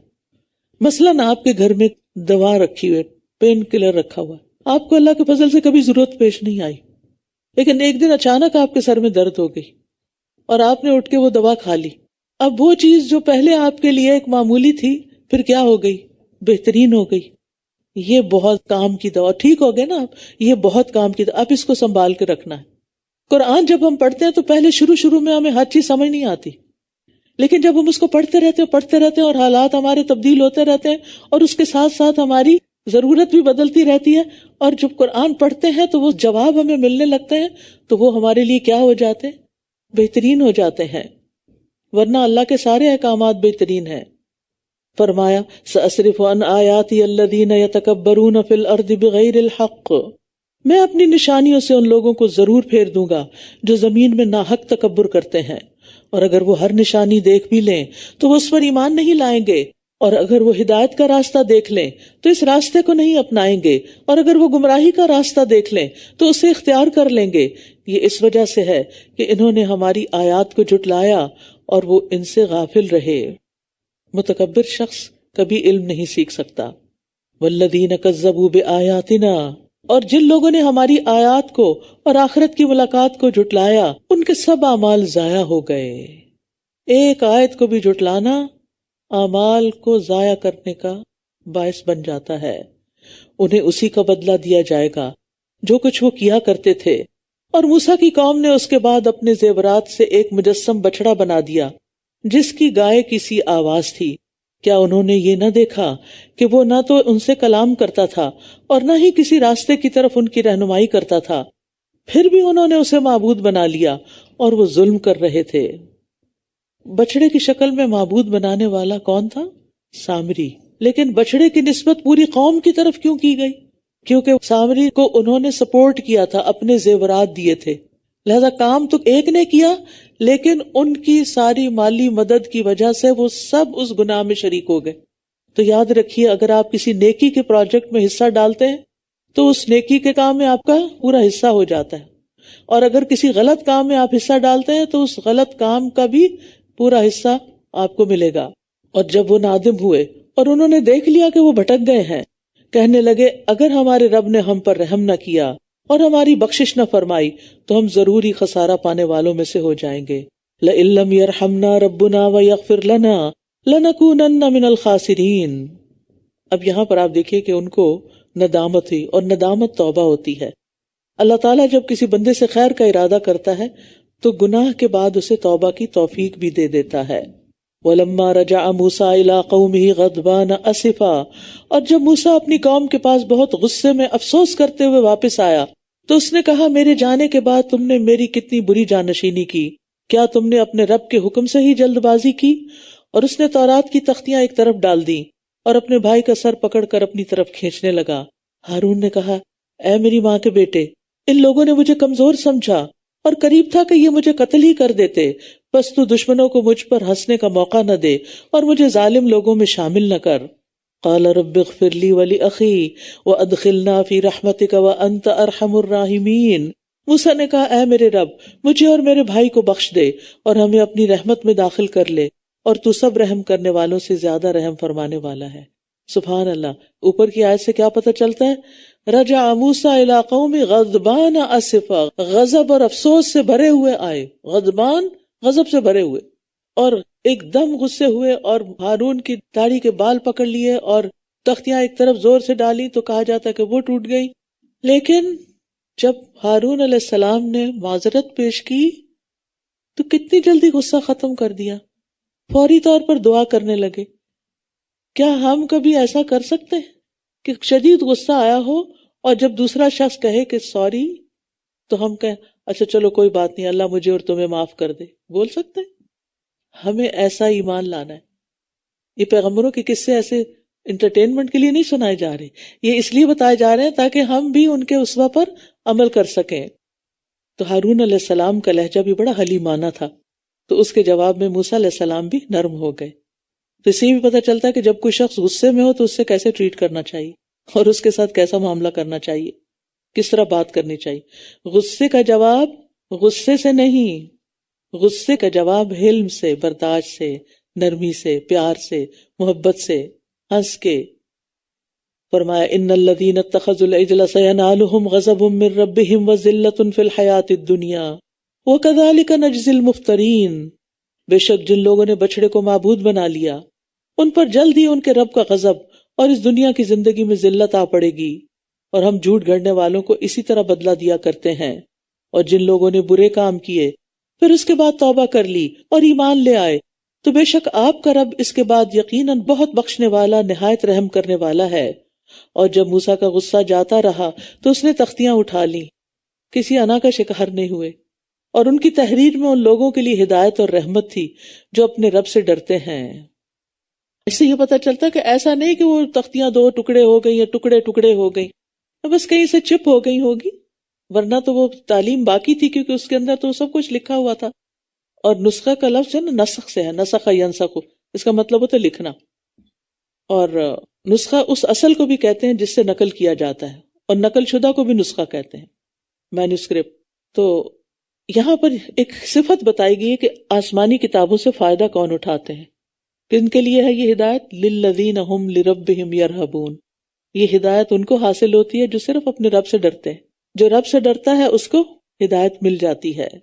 اور یہ بھی یاد رکھیے دنیا اور آخرت کی ہر بھلائی کی بنیاد اللہ کا خوف ہے، کیونکہ اللہ کے خوف کی وجہ سے ہی موسیٰ علیہ السلام میں یہ قوت تھی کہ ان کا غصہ فوراً ٹھنڈا ہو گیا۔ غصے کے اعتبار سے لوگ مختلف قسموں کے تھے، کچھ لوگوں کو جلدی غصہ آتا ہے، دیر سے جاتا ہے، کچھ لوگوں کو دیر سے آتا ہے، جلدی جاتا ہے، کچھ لوگوں کو دیر سے آتا ہے، دیر سے جاتا ہے، اور کچھ لوگوں کو جلدی آتا ہے اور جلدی جاتا ہے۔ سب سے اچھا کون ہوا؟ دیر سے آئے اور جلدی چلا جائے۔ اور موسیٰ نے اپنی قوم میں سے 70 آدمی ہمارے مقررہ وقت کے لیے منتخب کر لیے۔ پھر جب زلزلے نے انہیں پکڑ لیا تو موسیٰ نے عرض کیا، اے میرے رب، اگر تو چاہتا تو اس سے پہلے ہی ان سب کو اور مجھے بھی ہلاک کر دیتا۔ کیا تو ہمیں اس فعل کی بنا پر ہلاک کر دے گا جو ہم میں سے کچھ نادانوں نے کیا؟ یہ تو تیری ایک آزمائش تھی جس کے ذریعے تو جسے چاہتا ہے گمراہ کر دیتا ہے اور جسے چاہتا ہے ہدایت دے دیتا ہے۔ تو ہی ہمارا دوست ہے، بس ہمیں بخش دے اور ہم پر رحم فرما، اور تو سب سے بہتر بخشش فرمانے والا ہے۔ انت ولینا فاغفر لنا وارحمنا وانت خیر الغافرین۔ یہ 70 لوگوں کو موت کیوں آئی؟ کیونکہ ان پر اللہ کا غضب ہوا۔ یہ موسیٰ علیہ السلام کے ساتھ گئے تھے کوہ طور پر، اور وہاں جا کر انہوں نے مطالبہ شروع کر دیا کہ ہم تو نہیں مانیں گے جب تک ہم اللہ تعالیٰ کو خود سامنے نہ دیکھ لیں۔ تو اس گستاخی پر ان پہ بجلی گری۔ وَاكْتُبْ لَنَا فِي هَذِهِ الدُّنْيَا حَسَنَةً وَفِي الْآخِرَةِ إِنَّا هُدْنَا إِلَيْكَ، اور ہمارے لیے اس دنیا میں بھی بھلائی لکھ دے اور آخرت میں بھی ہم نے تیری طرف رجوع کر لیا۔ فرمایا، میں اپنا عذاب جسے چاہتا ہوں پہنچاتا ہوں، اور میری رحمت ہر چیز پر چھائی ہوئی ہے، بس میں اسے ان لوگوں کے لیے لکھ دوں گا جو تقوی اختیار کرتے ہیں۔ تو اللہ کی رحمت کس کے لیے؟ تقوی والوں کے لیے۔ اور کیا کرتے ہیں؟ اور زکوٰۃ ادا کرتے ہیں، اور وہ جو ہماری آیات پر ایمان لاتے ہیں۔ یہاں نماز کا ذکر نہیں، زکوٰۃ کا ذکر ہے، کیونکہ بہت سے لوگ نماز پھر بھی پڑھ لیتے ہیں اور زکوٰۃ نہیں دیتے۔ وہ کہتے ہیں ہم سارا سال ہی کچھ نہ کچھ صدقہ کرتے رہتے ہیں۔ صدقہ اور چیز ہوتی ہے، زکوٰۃ اور چیز ہوتی ہے۔ زکوٰۃ کو کیلکولیٹ کرنا ہوتا ہے۔ زکوٰۃ ہجری کیلنڈر کے سال مکمل ہونے پر ہوتی ہے، اس کا نصاب ہوتا ہے 7.5 تولے سونا، 52 تولے چاندی، اور اسی طرح مویشیوں اور زرعی زمینوں کا بھی اپنا اپنا حساب ہوتا ہے۔ تو سال کے آخر میں ہر چیز کو کیلکولیٹ کر کے اس پر پرسنٹیج نکال کے اور پھر جو اماؤنٹ بنتی ہے فوراً نکال دینی ہوتی ہے۔ تو یہاں پر کن لوگوں پر اپنی رحمت ہے؟ جو یہ کام کرتے ہیں۔ اس کے علاوہ اور کیا کرتے ہیں وہ؟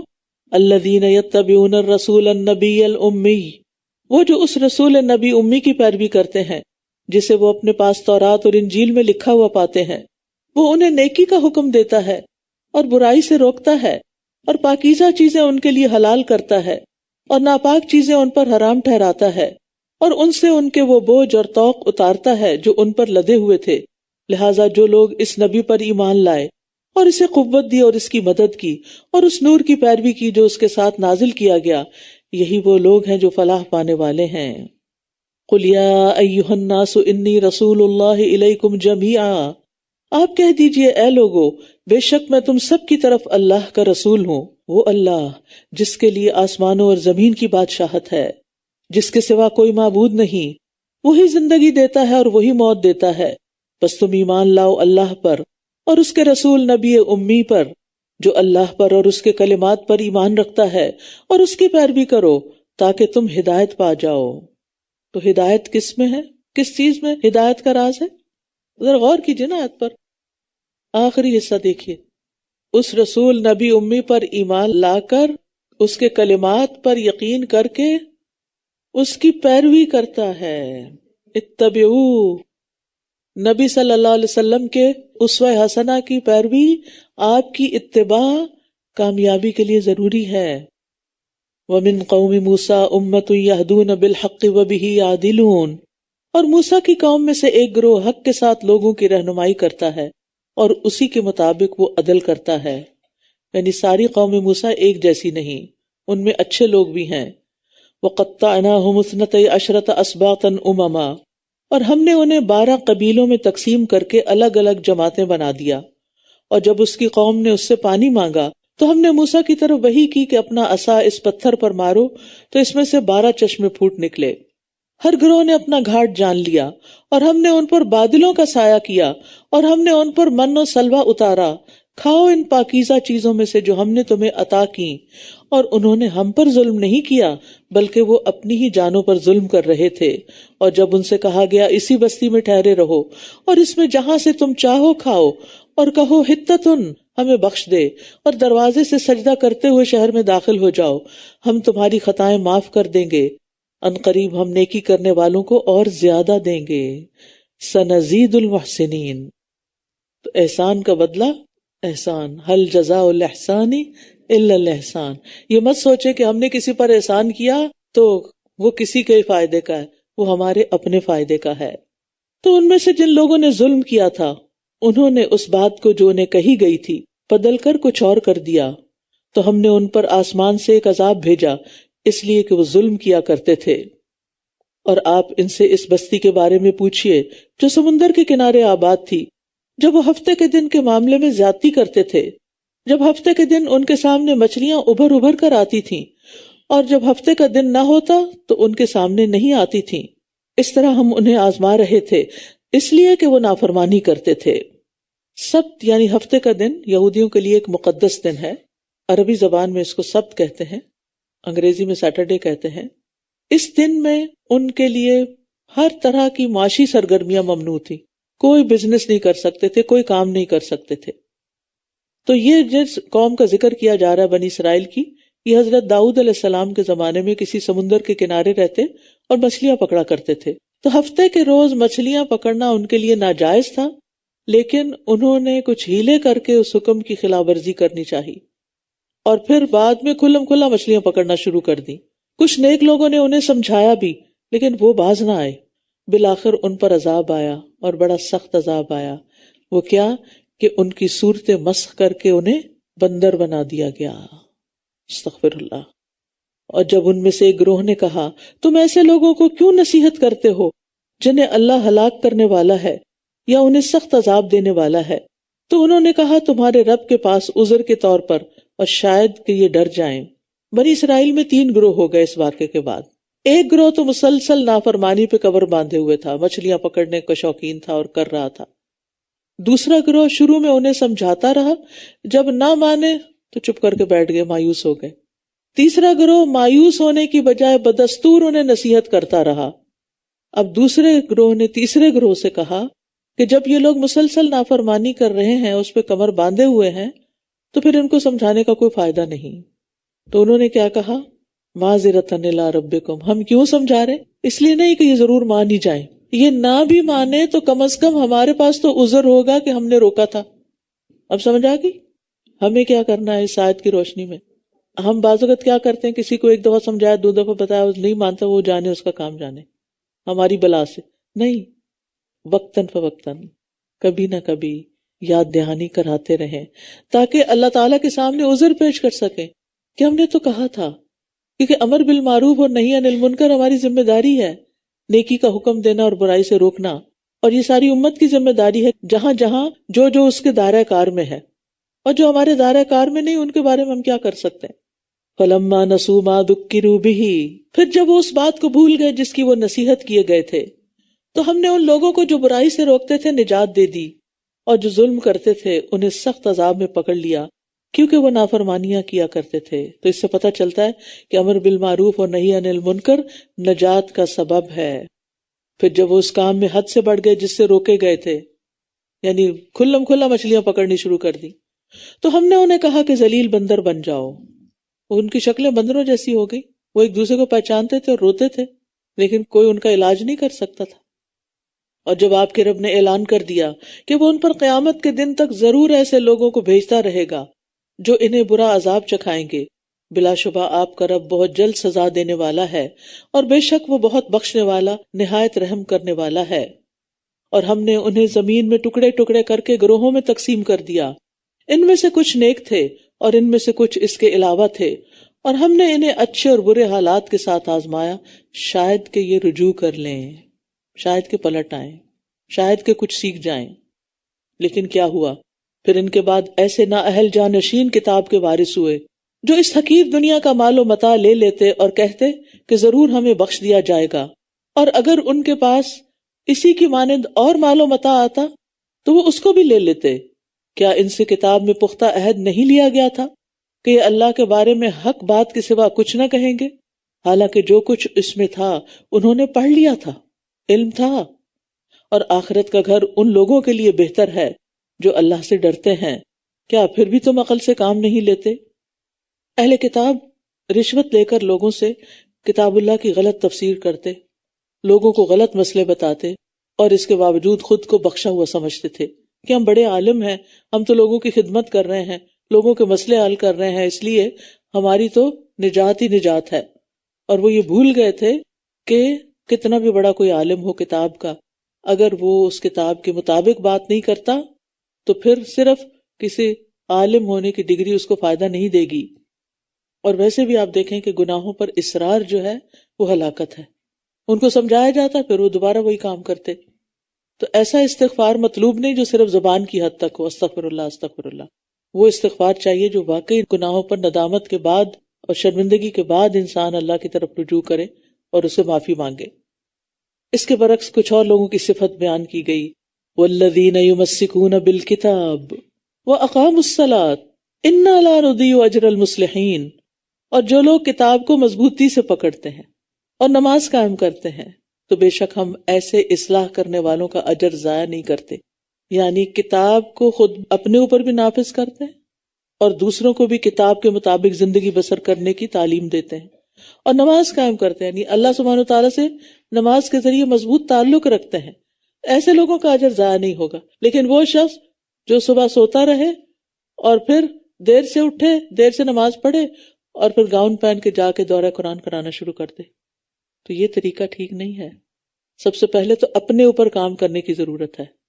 اپنی عبادات اور عبادات میں سب سے بڑھ کر اپنی نماز کی کوالٹی کیا ہے، نماز کس وقت پڑھی جاتی ہے، اور نماز کا کتنا اہتمام کیا جاتا ہے، اور نماز کی کتنی فکر کی جاتی ہے، اور نماز کو پڑھنے کا طریقہ کیا ہے، اور اس کو ترجیح کتنی دی جاتی ہے.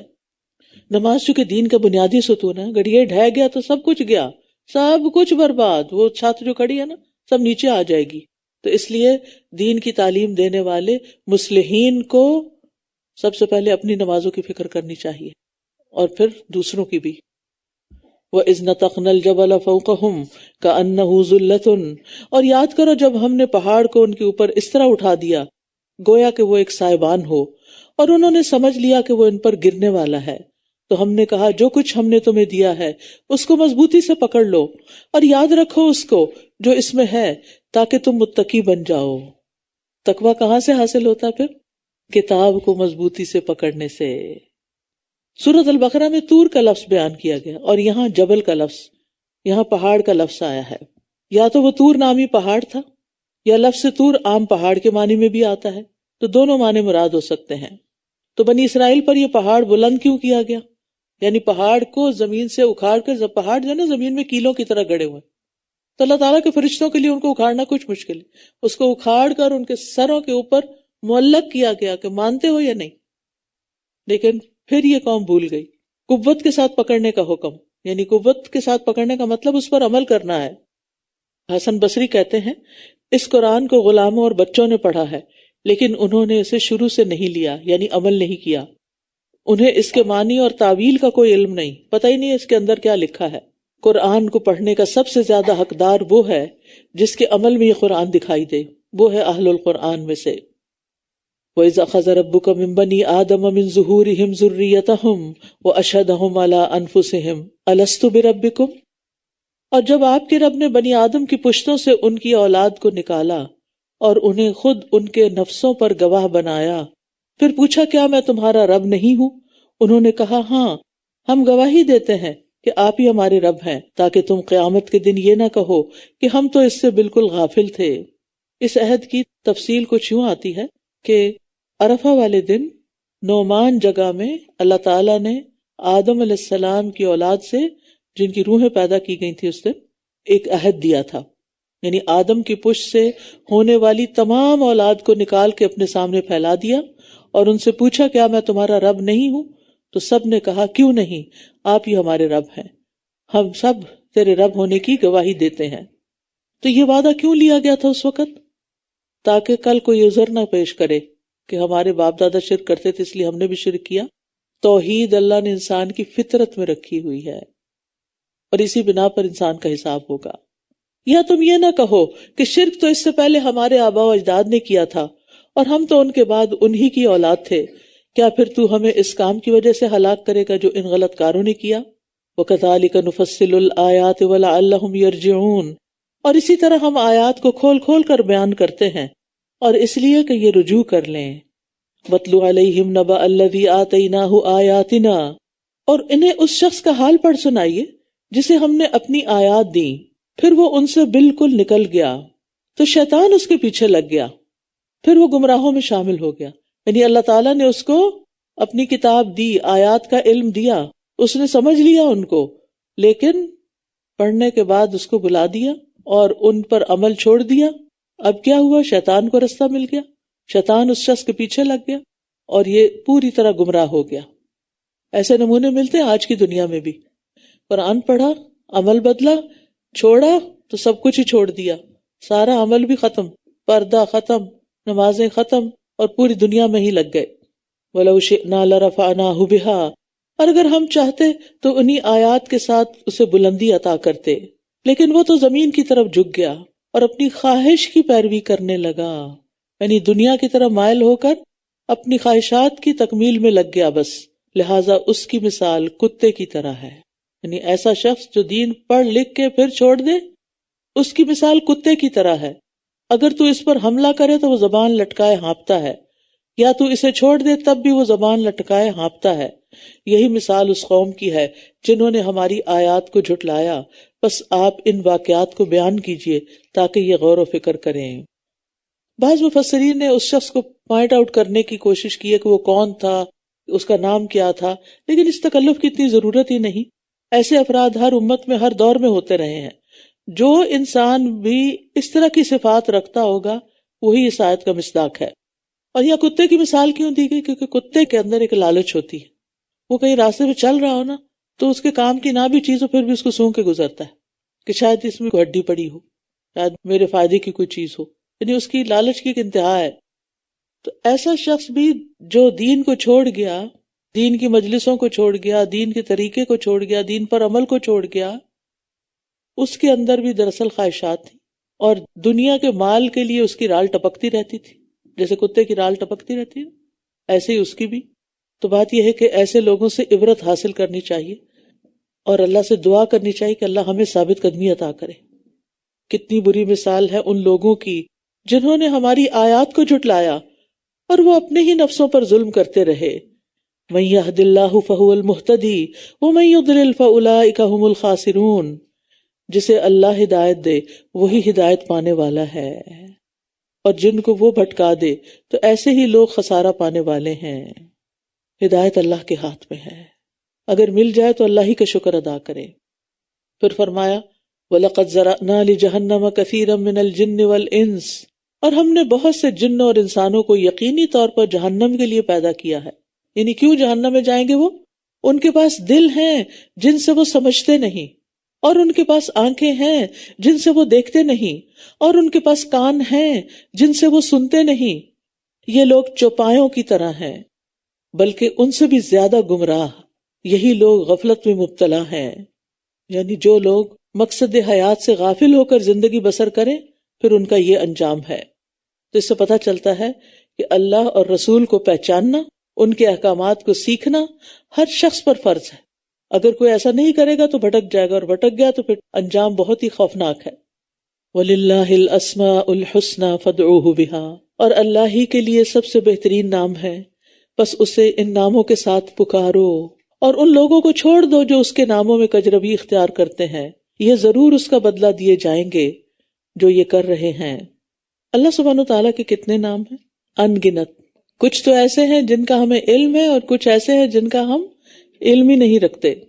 اللہ تعالیٰ کی صفات کو، ناموں کو شمار ہی نہیں کیا جا سکتا. بعض علماء نے قرآن و حدیث سے 1000 سے زیادہ نام نکالے، اور اللہ کے بعض نام ایسے ہیں جنہیں صرف اللہ ہی جانتا ہے. اب استأثرت به فی علم الغیب عندک، اللہ اس نام کا بھی واسطہ کہ جو تو نے اپنے پاس علم غیب میں رکھا، وہ ہمیں ابھی بتایا ہی نہیں. عبداللہ بن مسعود کہتے ہیں کہ رسول اللہ صلی اللہ علیہ وسلم نے فرمایا، جس شخص کو جب بھی کوئی فکر یا غم لاحق ہو وہ یہ دعا کرے تو اللہ تعالیٰ اس کا غم اور فکر دور کر دیتا ہے. آپ سے عرض کیا گیا، یا رسول اللہ ہم اسے سیکھ نہ لیں؟ آپ نے سوچا ہم بھی سیکھ لیں. فرمایا جو بھی اسے سنے اس کو سیکھ لینا چاہیے. اگر تو سیکھنا ہے تو میں بول دیتی ہوں، اگر سیکھنا نہیں تو پھر خلاف حجت نہ ہو جائے. یہ رنج و غم دور کرنے کی دعا ہے.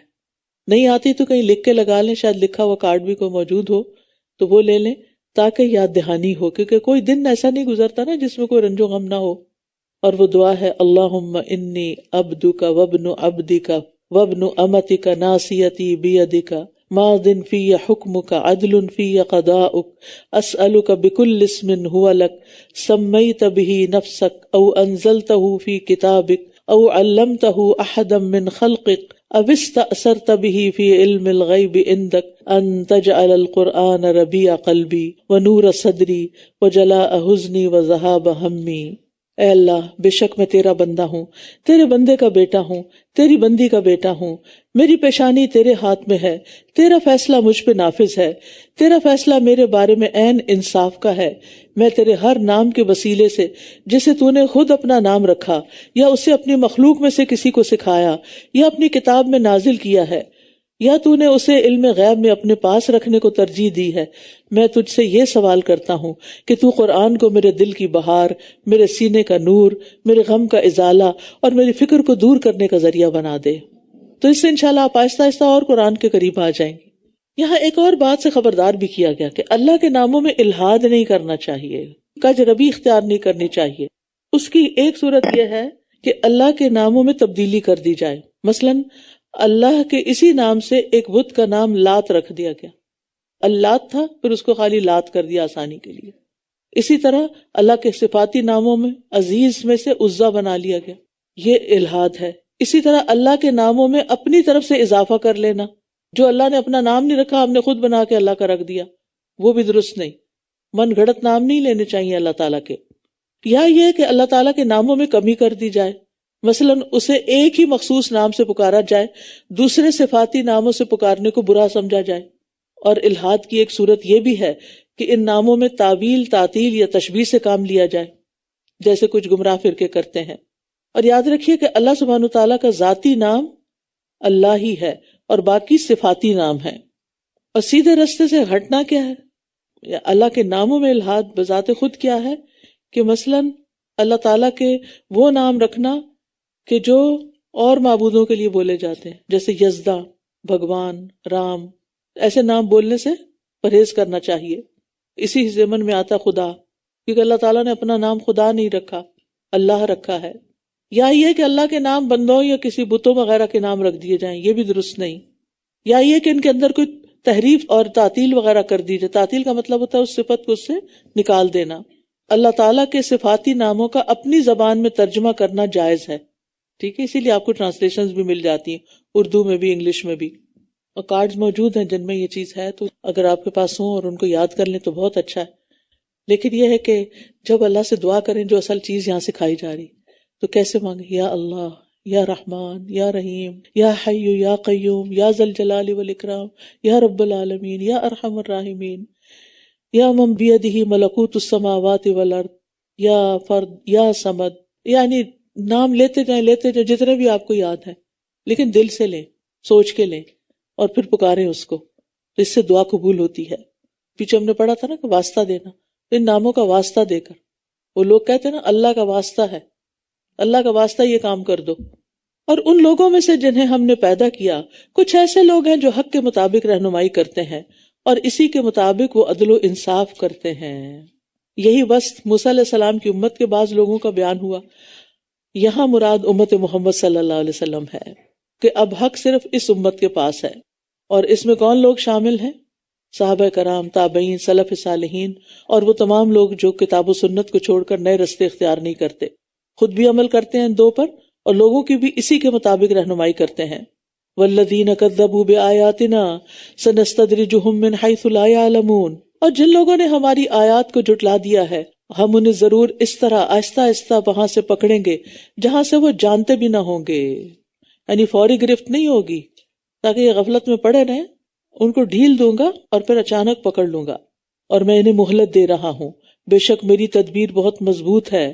کیا بھلا انہوں نے غور و فکر نہیں کیا کہ ان کے ساتھی کو کوئی جنون لاحق نہیں، وہ تو ایک کھلم کھلا خبردار کر دینے والا ہے. یعنی آپ صلی اللہ علیہ وسلم کی عادات اور آپ کی سیرت کو دیکھا جائے تو آپ میں کسی قسم کا کوئی جنون نظر نہیں آتا، آپ ایک مکمل صحت مند انسان تھے. اولم ينظروا في ملکوت السماوات والارض، کیا انہوں نے غور نہیں کیا آسمانوں اور زمین کی بادشاہت میں اور کسی بھی ایسی چیز میں جو اللہ نے پیدا کی، اور یہ کہ شاید ان کا مقررہ وقت قریب آ چکا ہو، پھر اس کے بعد یہ کس بات پر ایمان لائیں گے؟ جسے اللہ گمراہ کر دے پھر اسے کوئی ہدایت دینے والا نہیں، اور وہ انہیں ان کی سرکشی میں چھوڑ دیتا ہے، یہ بھٹکتے پھرتے ہیں. یسألونک عن الساعۃ ایان مرساها، یہ آپ سے قیامت کی گھڑی کے بارے میں پوچھتے ہیں کہ اس کے واقع ہونے کا وقت کب ہے. کہہ دیجئے اس کا علم تو میرے رب ہی کے پاس ہے، اسے اس کے وقت پر وہ خود ہی ظاہر کرے گا. وہ آسمانوں اور زمین پر بہت بھاری ہوگی، وہ تمہارے پاس اچانک آ جائے گی. یہ لوگ آپ سے اس کے بارے میں اس طرح پوچھتے ہیں گویا کہ آپ اس سے پوری طرح باخبر ہیں. کہہ دیجئے اس کا علم تو صرف اللہ کے پاس ہے، لیکن اکثر لوگ نہیں جانتے. سا سے مراد پل، سیکنڈ، کیونکہ قیامت اچانک ایک لمحے میں آ جائے گی، دیر بھی نہیں لگے گی. قُل لَا أَمْلِكُ لِنَفْسِي نَفْعًا وَلَا ضَرًّا، آپ کہہ دیجئے میں اپنی جان کے لیے بھی کسی نفع و نقصان کا مالک نہیں ہوں مگر اتنا ہی جو اللہ چاہے، اور اگر میں غیب کو جانتا ہوتا تو ضرور بہت زیادہ بھلائی حاصل کر لیتا اور مجھے کوئی تکلیف نہ پہنچتی. میں تو بس خبردار کرنے والا اور خوشخبری دینے والا ہوں ان لوگوں کو جو ایمان لائیں. تو اس سے پتہ چلتا ہے کہ نبی صلی اللہ علیہ وسلم بھی کسی نفع نقصان کے مالک نہیں ہیں اور نہ ہی آپ غیب کو جاننے والے ہیں. غیب جاننا تو صرف اللہ کی صفت ہے، ورنہ آپ یہودی عورت کا زہر ملا گوشت نہ کھاتے، حضرت عائشہ پر بہتان لگا تو 1 مہینہ پریشان نہ رہتے. تو یہ ساری باتیں کیا بتاتی ہیں کہ آپ کو غیب کا علم نہیں تھا. هو الذی خلقکم من نفس واحدہ، وہ اللہ ہی ہے جس نے تمہیں ایک جان سے پیدا کیا، پھر اسی سے اس کا جوڑا بنایا تاکہ وہ اس کے پاس آ کر سکون حاصل کرے. پھر جب اس مرد نے اسے ڈھانپ لیا تو اس عورت نے ہلکا سا حمل اٹھا لیا، پھر وہ اسے لے کر چلتی پھرتی رہی. پھر جب وہ بوجھل ہو گئی تو ان دونوں نے اللہ سے دعا کی جو ان کا رب ہے کہ اگر تو نے ہمیں صحیح سلامت بچہ عطا کیا تو ہم ضرور ہی شکر گزار ہوں گے. پھر جب اس نے ان دونوں کو صحیح سلامت بچہ عطا کر دیا تو دونوں اس کے دیے ہوئے میں شریک ٹھہرانے لگے. بس بلند تر ہے اللہ اس سے جو یہ شریک ٹھہراتے ہیں. تو اس سے کیا پتہ چلتا ہے کہ شریک ٹھہرانا دراصل ناشکری ہے، کفر ہے. کیا وہ ان کو اللہ کا شریک ٹھہراتے ہیں جو کچھ بھی پیدا نہیں کر سکتے بلکہ وہ خود پیدا کیے جاتے ہیں، اور نہ تو وہ ان کی کسی مدد کی استطاعت رکھتے ہیں اور نہ ہی وہ آپ اپنی مدد کر سکتے ہیں. اور اگر تم انہیں ہدایت کی طرف بلاؤ تو یہ تمہاری پیروی نہیں کریں گے. تم پر یکساں ہے خواہ تم انہیں بلاؤ یا تم خاموش رہو. بے شک وہ لوگ جنہیں تم اللہ کے سوا پکارتے ہو وہ تمہاری ہی طرح کے بندے ہیں. تم انہیں پکارو تو چاہیے کہ وہ تمہیں جواب دیں اگر تم سچے ہو. بت پرستوں نے اللہ کے نیک اور ولی اور نبی ان لوگوں کے مجسمے بنا کے رکھے ہوئے تھے، بت بنا کے. تو اللہ تعالیٰ فرماتے ہیں کہ یہ معبود جنہیں تم پکارتے ہو یہ تمہارے جیسے بندے ہیں. تو اللہ کا شریک جن چیزوں کو بنایا جاتا ہے خواہ وہ قبر کے اندر مدفون ہو یا باہر کہیں رکھے ہوں سجاوٹ کے لیے، ایک ہی مطلب ہے. کیونکہ ہوتا کیا ہے کہ ایسی چیزوں کو دیکھ دیکھ کے جیسے مجسمے وغیرہ لوگوں نے گھر میں رکھے ہوتے ہیں پھر دل کے اندر سے اس کی کراہت میں نکل جاتی ہے. کیا ان کے پاؤں ہیں جن سے وہ چلتے ہیں؟ کیا ان کے ہاتھ ہیں جن سے وہ پکڑتے ہیں؟ یا ان کی آنکھیں ہیں جن سے وہ دیکھتے ہیں؟ یا ان کے کان ہیں جن سے وہ سنتے ہیں؟ کہہ دیجئے تم اپنے خود ساختہ شریکوں کو بلا لو، پھر میرے خلاف چال چلو اور مجھے ذرا بھی مہلت نہ دو۔ اللہ تعالیٰ نے یہاں پاؤں، ہاتھوں، آنکھوں اور کانوں کو خاص کیا ہے، کیونکہ یہ علم کے حصول کے لیے، کوشش کرنے کے لیے اور دوسروں کی مدد کرنے کے آلات ہیں۔ تو ہمیں اپنے جسم و جان سے بھی دوسروں کی مدد کرنی چاہیے اور ان اعضاء سے فائدہ پانے کی دعا کرنی چاہیے۔ اللہم متعنی بسمعی و بصری واجعلہم الوارث منی وانصرنی علی من یظلمنی وخذ منہ بثأری۔ اے اللہ مجھے میری سماعت اور بصارت سے فائدہ پہنچا اور انہیں میرا وارث کر دے، اور مجھ پر جو ظلم کرے اس کے خلاف میری مدد فرما اور اس سے میرا بدلہ لے لے۔ تو یہاں کیا بتایا جا رہا ہے کہ جن بتوں کو تم پوج رہے ہو یہ تو کسی کام کے نہیں ہیں۔ ان ولی اللہ الذی نزل الکتاب وہو یتولی الصالحین، بے شک میرا سرپرست تو اللہ ہے جس نے یہ کتاب نازل کی ہے اور وہی صالحین کی سرپرستی کرتا ہے۔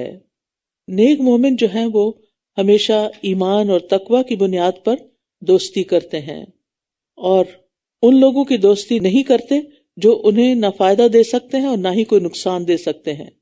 تو اللہ سبحانہ وتعالیٰ نے بھی ان سے دوستی کر لی اور اللہ نے ان پر مہربانی فرمائی اور اللہ نے ان کی ہر کام میں مدد فرمائی جس میں ان کے لیے دین و دنیا کی بھلائی اور مصلحت اور فائدہ تھا، اور اللہ تعالیٰ نے ایمان کی وجہ سے ان کی ہر مصیبت کو دور کر دیا۔ والذین تدعون من دونہ لا یستطیعون نصرکم ولا انفسہم ینصرون، اور جنہیں تم اس کے سوا پکارتے ہو وہ تمہاری مدد کی استطاعت نہیں رکھتے اور نہ ہی آپ اپنی مدد کر سکتے ہیں۔ وَإِن تَدْعُوهُمْ إِلَى الْهُدَى لَا يَسْمَعُوا، اور اگر تم انہیں ہدایت کی طرف بلاؤ تو وہ سنتے ہی نہیں، سنی انسنی کر دیتے ہیں، اور آپ انہیں دیکھیں گویا وہ آپ کی طرف دیکھ رہے ہوں حالانکہ وہ کچھ بھی نہیں دیکھتے۔ خُذِ الْعَفْوَ وَأْمُرْ بِالْعُرْفِ وَأَعْرِضْ عَنِ الْجَاهِلِينَ، آپ درگزر اختیار کیجئے، نیکی کا حکم دیجئے اور جاہلوں سے اعراض برتیے۔ توحید کی دعوت میں مشکلات تو آتی ہیں لیکن انسان کو صبر سے کام لینا چاہیے۔ یہاں آپ صلی اللہ علیہ وسلم کو حسن اخلاق کی تعلیم دی گئی ہے، اور آپ کے ذریعے سے، آپ کے وسیلے سے ہر وہ شخص مخاطب ہے جو اسلام کی دعوت کا فریضہ سر انجام دے، جو اسلام کو دنیا میں پھیلائے۔ ایک اور جگہ پر فرمایا وَجَادِلْهُمْ بِالَّتِي هِيَ أَحْسَنُ، اور ان سے اس طریقے سے بحث کرو جو سب سے اچھا ہے۔ اور اسی طرح ایک اور جگہ پر فرمایا وَلَوْ كُنْتَ فَظًّا غَلِيظَ الْقَلْبِ لَانفَضُّوا مِنْ حَوْلِكَ، اور اگر تو بدخلق ہوتا، سخت دل ہوتا تو یقیناً وہ تیرے گرد سے منتشر ہو جاتے۔ وَإِمَّا يَنزَغَنَّكَ مِنَ الشَّيْطَانِ نَزْغٌ فَاسْتَعِذْ بِاللَّهِ إِنَّهُ سَمِيعٌ عَلِيمٌ، اور اگر آپ کو شیطان کی طرف سے کوئی وسوسہ آئے تو اللہ کی پناہ طلب کیجئے، بے شک وہ خوب سننے والا، خوب جاننے والا ہے۔ شیطان سے بچنے کا طریقہ بتایا جا رہا ہے۔ بے شک وہ لوگ جنہوں نے تقوی اختیار کیا، جب انہیں شیطان کی طرف سے کوئی خیال چھو بھی جاتا ہے تو وہ اللہ کو یاد کر لیتے ہیں، پھر یکا یک صاف دیکھنے لگتے ہیں۔ گویا اللہ کا ذکر ہر شر سے بچنے کا سبب ہے۔ وَإِخْوَانُهُمْ يَمُدُّونَهُمْ فِي الْغَيِّ ثُمَّ لَا يُقْصِرُونَ، اور ان کے شیطان بھائی انہیں گمراہی میں کھینچتے رہتے ہیں پھر وہ کوئی کمی نہیں کرتے۔ یعنی کفار اور منافقین کیوں ان کے بھائی ہیں؟ کس کانٹیکس میں؟ کیونکہ وہ انہیں گمراہی میں بڑھاتے اور گھسیٹتے لے جاتے ہیں۔ وَإِذَا لَمْ تَأْتِهِمْ بِآيَةٍ قَالُوا لَوْلَا اجْتَبَيْتَهَا، اور جب آپ ان کے پاس کوئی نشانی نہیں لاتے تو وہ کہتے ہیں تم نے خود اس کا انتخاب کیوں نہ کر لیا۔ کہہ دیجئے بے شک میں تو اسی کی پیروی کرتا ہوں جو میری طرف، میرے رب کی طرف سے وحی کی جاتی ہے۔ یہ بصیرت کی باتیں تمہارے رب کی طرف سے ہیں اور ہدایت اور رحمت ان لوگوں کے لیے جو ایمان لاتے ہیں۔ وَإِذَا قُرِئَ الْقُرْآنُ فَاسْتَمِعُوا لَهُ وَأَنصِتُوا لَعَلَّكُمْ تُرْحَمُونَ، اور جب قرآن پڑھا جا رہا ہو تو اسے غور سے سنو اور خاموش رہو تاکہ تم پر رحم کیا جائے۔ کفار تین باتیں کہتے تھے، اس قرآن کو مت سنو، اس میں شور کرو اور اس پر غالب آ جاؤ۔ تو اس کے مقابلے میں اللہ تعالیٰ نے کیا حکم دیا کہ پڑھو بھی، غور سے سنو بھی اور خاموش بھی رہو۔ اور قرآن کے معاملے میں یہ حکم سب کے لیے عام ہے، خصوصاً نماز اور خطبہ جمعہ میں خاموش رہنا فرض ہے۔ وَاذْكُرْ رَبَّكَ فِي نَفْسِكَ تَضَرُّعًا وَخِيفَةً وَدُونَ الْجَهْرِ مِنَ الْقَوْلِ بِالْغُدُوِّ وَالْآصَالِ وَلَا تَكُن مِّنَ الْغَافِلِينَ، اور صبح اور شام اپنے دل میں عاجزی اور خوف کے ساتھ اور آواز بلند کیے بغیر اپنے رب کا ذکر کیجیے اور آپ غافلوں میں سے نہ ہوں۔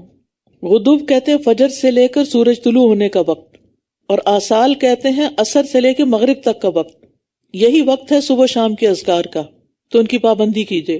اور اللہ کا ذکر کرنے کے جو آداب یہاں بتائے گئے وہ کیا ہے؟ دل ہی دل میں پکارو، بہت چیخ چلا کے نہیں، دل کی حاضری کے ساتھ، تضرع عاجزی کے ساتھ اور گڑ گڑا کے، خیفہ خاموشی سے، خوف سے، دل پہ خوف بھی طاری ہو، دون الجہر یا تو آواز کے بغیر کیونکہ یہ اخلاص کے زیادہ قریب ہے، یا پھر درمیانی آواز سے۔ ذکر کے لیے زبان سے الفاظ ادا کرنا ضروری ہیں، نماز پڑھتے ہوئے زبان سے بول کے الفاظ ادا کرنا ضروری ہیں، صرف دل دل میں نہیں پڑھ سکتے۔ وَلَا تَكُن مِّنَ الْغَافِلِينَ، اور اللہ کے ذکر سے کبھی بھی غافل نہ ہو۔ إِنَّ الَّذِينَ عِندَ رَبِّكَ لَا يَسْتَكْبِرُونَ عَنْ عِبَادَتِهِ وَيُسَبِّحُونَهُ وَلَهُ يَسْجُدُونَ، بے شک وہ جو آپ کے رب کے پاس ہیں وہ اس کی عبادت سے تکبر نہیں کرتے اور وہ اس کی تسبیح کرتے ہیں اور وہ اسی کو سجدہ کرتے ہیں۔ مقرب فرشتے جب اللہ کو سجدہ کرتے ہیں تو انسان کو بھی صرف اللہ کے آگے جھکنا چاہیے۔ آپ بھی اپنی گردنیں جھکا لیں۔ سورۃ الانفال۔ بسم اللہ الرحمن الرحیم۔ یسألونک عن الانفال قل الانفال للہ والرسول فاتقوا اللہ واصلحوا ذات بینکم واطیعوا اللہ ورسولہ ان کنتم مؤمنین۔ انما المؤمنون الذین اذا ذکر اللہ وجلت قلوبهم واذا تلیت علیہم آیاته زادتهم ایمانا وعلی ربهم يتوکلون۔ الذين يقيمون الصلاة ومما رزقناهم ينفقون أولئك هم المؤمنون حقا لهم درجات عند ربهم ومغفرة ورزق كريم۔ وہ آپ سے مال غنیمت کے بارے میں سوال کرتے ہیں، کہہ دیجئے مال غنیمت اللہ اور رسول ہی کے لیے ہے، لہٰذا تم اللہ سے ڈرو اور آپس کے تعلقات کی اصلاح کر لو اور اللہ اور اس کے رسول کی اطاعت کرو اگر تم مومن ہو۔ جنگ بدر کے بعد جو کہ پہلی جنگ تھی، مسلمانوں کے پاس مال غنیمت آیا، ابھی تک اس کا کوئی قانون نہیں بتایا گیا تھا، لہٰذا سوال کیا گیا کہ یہ کس طرح تقسیم ہوں گی، یہ کس کا حق ہے؟ تو جواب کیا آیا کہ غنیمتیں حقیقت میں تو تم میں سے کسی کی بھی ملکیت نہیں، یہ تو اللہ اور اس کے رسول کی ملکیت ہے، کیونکہ فتح تمہاری طاقت سے نہیں ہوئی، اللہ کی مدد سے ہوئی ہے۔ اصل میں کرنے کا کام کیا ہے؟ اللہ سے ڈرو، آپس کے تعلقات اچھے رکھو، کیونکہ جہاں مال آتا ہے وہاں باہم کشیدگیاں بھی آ جاتی ہیں۔ اکثر لڑائی جھگڑے لوگوں کے درمیان مال کی وجہ سے ہوتے ہیں۔ انما المؤمنون الذین اذا ذکر اللہ وجلت قلوبہم، بے شک مومن تو وہ لوگ ہیں کہ جب ان کے سامنے اللہ کا ذکر کیا جاتا ہے تو ان کے دل ڈر جاتے ہیں۔ ہم اپنے دلوں کا جائزہ لیں، اور جب ان پر اس کی آیات تلاوت کی جاتی ہیں تو وہ ان کو ایمان میں بڑھا دیتی ہیں اور اپنے رب پر ہی وہ توکل کرتے ہیں۔ تو اللہ کا ذکر سننے پر دل کا ڈر جانا ایمان والوں کی صفت ہے، یعنی وہ غافل نہیں ہوتے۔ کون ہیں ایمان والے؟ الذین یقیمون الصلاۃ ومما رزقناہم ینفقون، وہ لوگ جو نماز قائم کرتے ہیں اور جو رزق ہم نے انہیں دیا ہے اس میں سے خرچ کرتے ہیں۔ اولئک ھم المؤمنون حقا، یہی لوگ سچے مومن ہیں، ان کے لیے ان کے رب کے ہاں بڑے درجے ہیں اور مغفرت اور عزت والا رزق ہے۔ جیسا کہ آپ کے رب نے آپ کو بدر کے موقع پر آپ کے گھر سے حق کے ساتھ نکالا، حالانکہ مومنوں میں سے ایک گروہ یقیناً اس کو ناپسند کرنے والا تھا۔ یجادلونک فی الحق، حق واضح ہو جانے کے بعد بھی یہ اس کے بارے میں آپ سے یوں جھگڑ رہے تھے گویا کہ یہ موت کی طرف ہانکے جا رہے ہوں اور یہ اسے آنکھوں سے دیکھ رہے ہوں۔ اور جب اللہ تم سے دو گروہوں میں سے ایک کا وعدہ کر رہا تھا کہ یقیناً وہ تمہارے لیے ہوگا اور تم چاہتے تھے کہ بغیر کانٹے یعنی ہتھیار والا تمہارے لیے ہو جائے، اور اسی پر اختلاف تھا، اور اللہ چاہتا تھا کہ حق کو اپنے کلمات سے حق ثابت کر دے اور کافروں کی جڑ کاٹ ڈالے۔ لِيُحِقَّ الْحَقَّ وَيُبْطِلَ الْبَاطِلَ وَلَوْ كَرِهَ الْمُجْرِمُونَ، تاکہ وہ حق کا حق ہونا اور باطل کا باطل ہونا ثابت کر دے، خواہ مجرموں کو ناگوار ہی گزرے۔ استستغیثون ربکم، جب تم اپنے رب سے فریاد کر رہے تھے تو اس نے تمہاری فریاد سن لی کہ میں بے شک تمہیں 1000 فرشتوں کے ساتھ مدد دینے والا ہوں جو یکے بعد دیگرے آنے والے ہیں۔ جنگ بدر میں مسلمانوں کی تعداد 313 تھی، جبکہ مقابل دشمن 3 گنا زیادہ تھا، 1000 کے قریب۔ ان کے پاس اسلحے کی فراوانی بھی تھی، مسلمانوں کے پاس اسلحہ بھی نہیں تھا، سواریاں بھی کم تھیں۔ تو خود نبی صلی اللہ علیہ وسلم الگ ایک خیمے میں بہت الہا و زاری میں مصروف دعا تھے، اپنے رب سے فریادیں کر رہے تھے، تو اللہ تعالیٰ نے دعائیں قبول کر لیں اور 1000 فرشتے ایک دوسرے کے پیچھے مسلسل لگاتار مسلمانوں کی مدد کے لیے آ گئے۔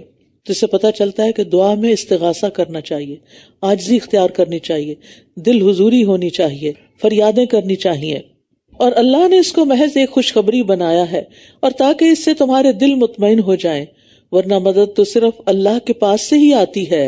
بے شک اللہ بہت زبردست خوب حکمت والا ہے۔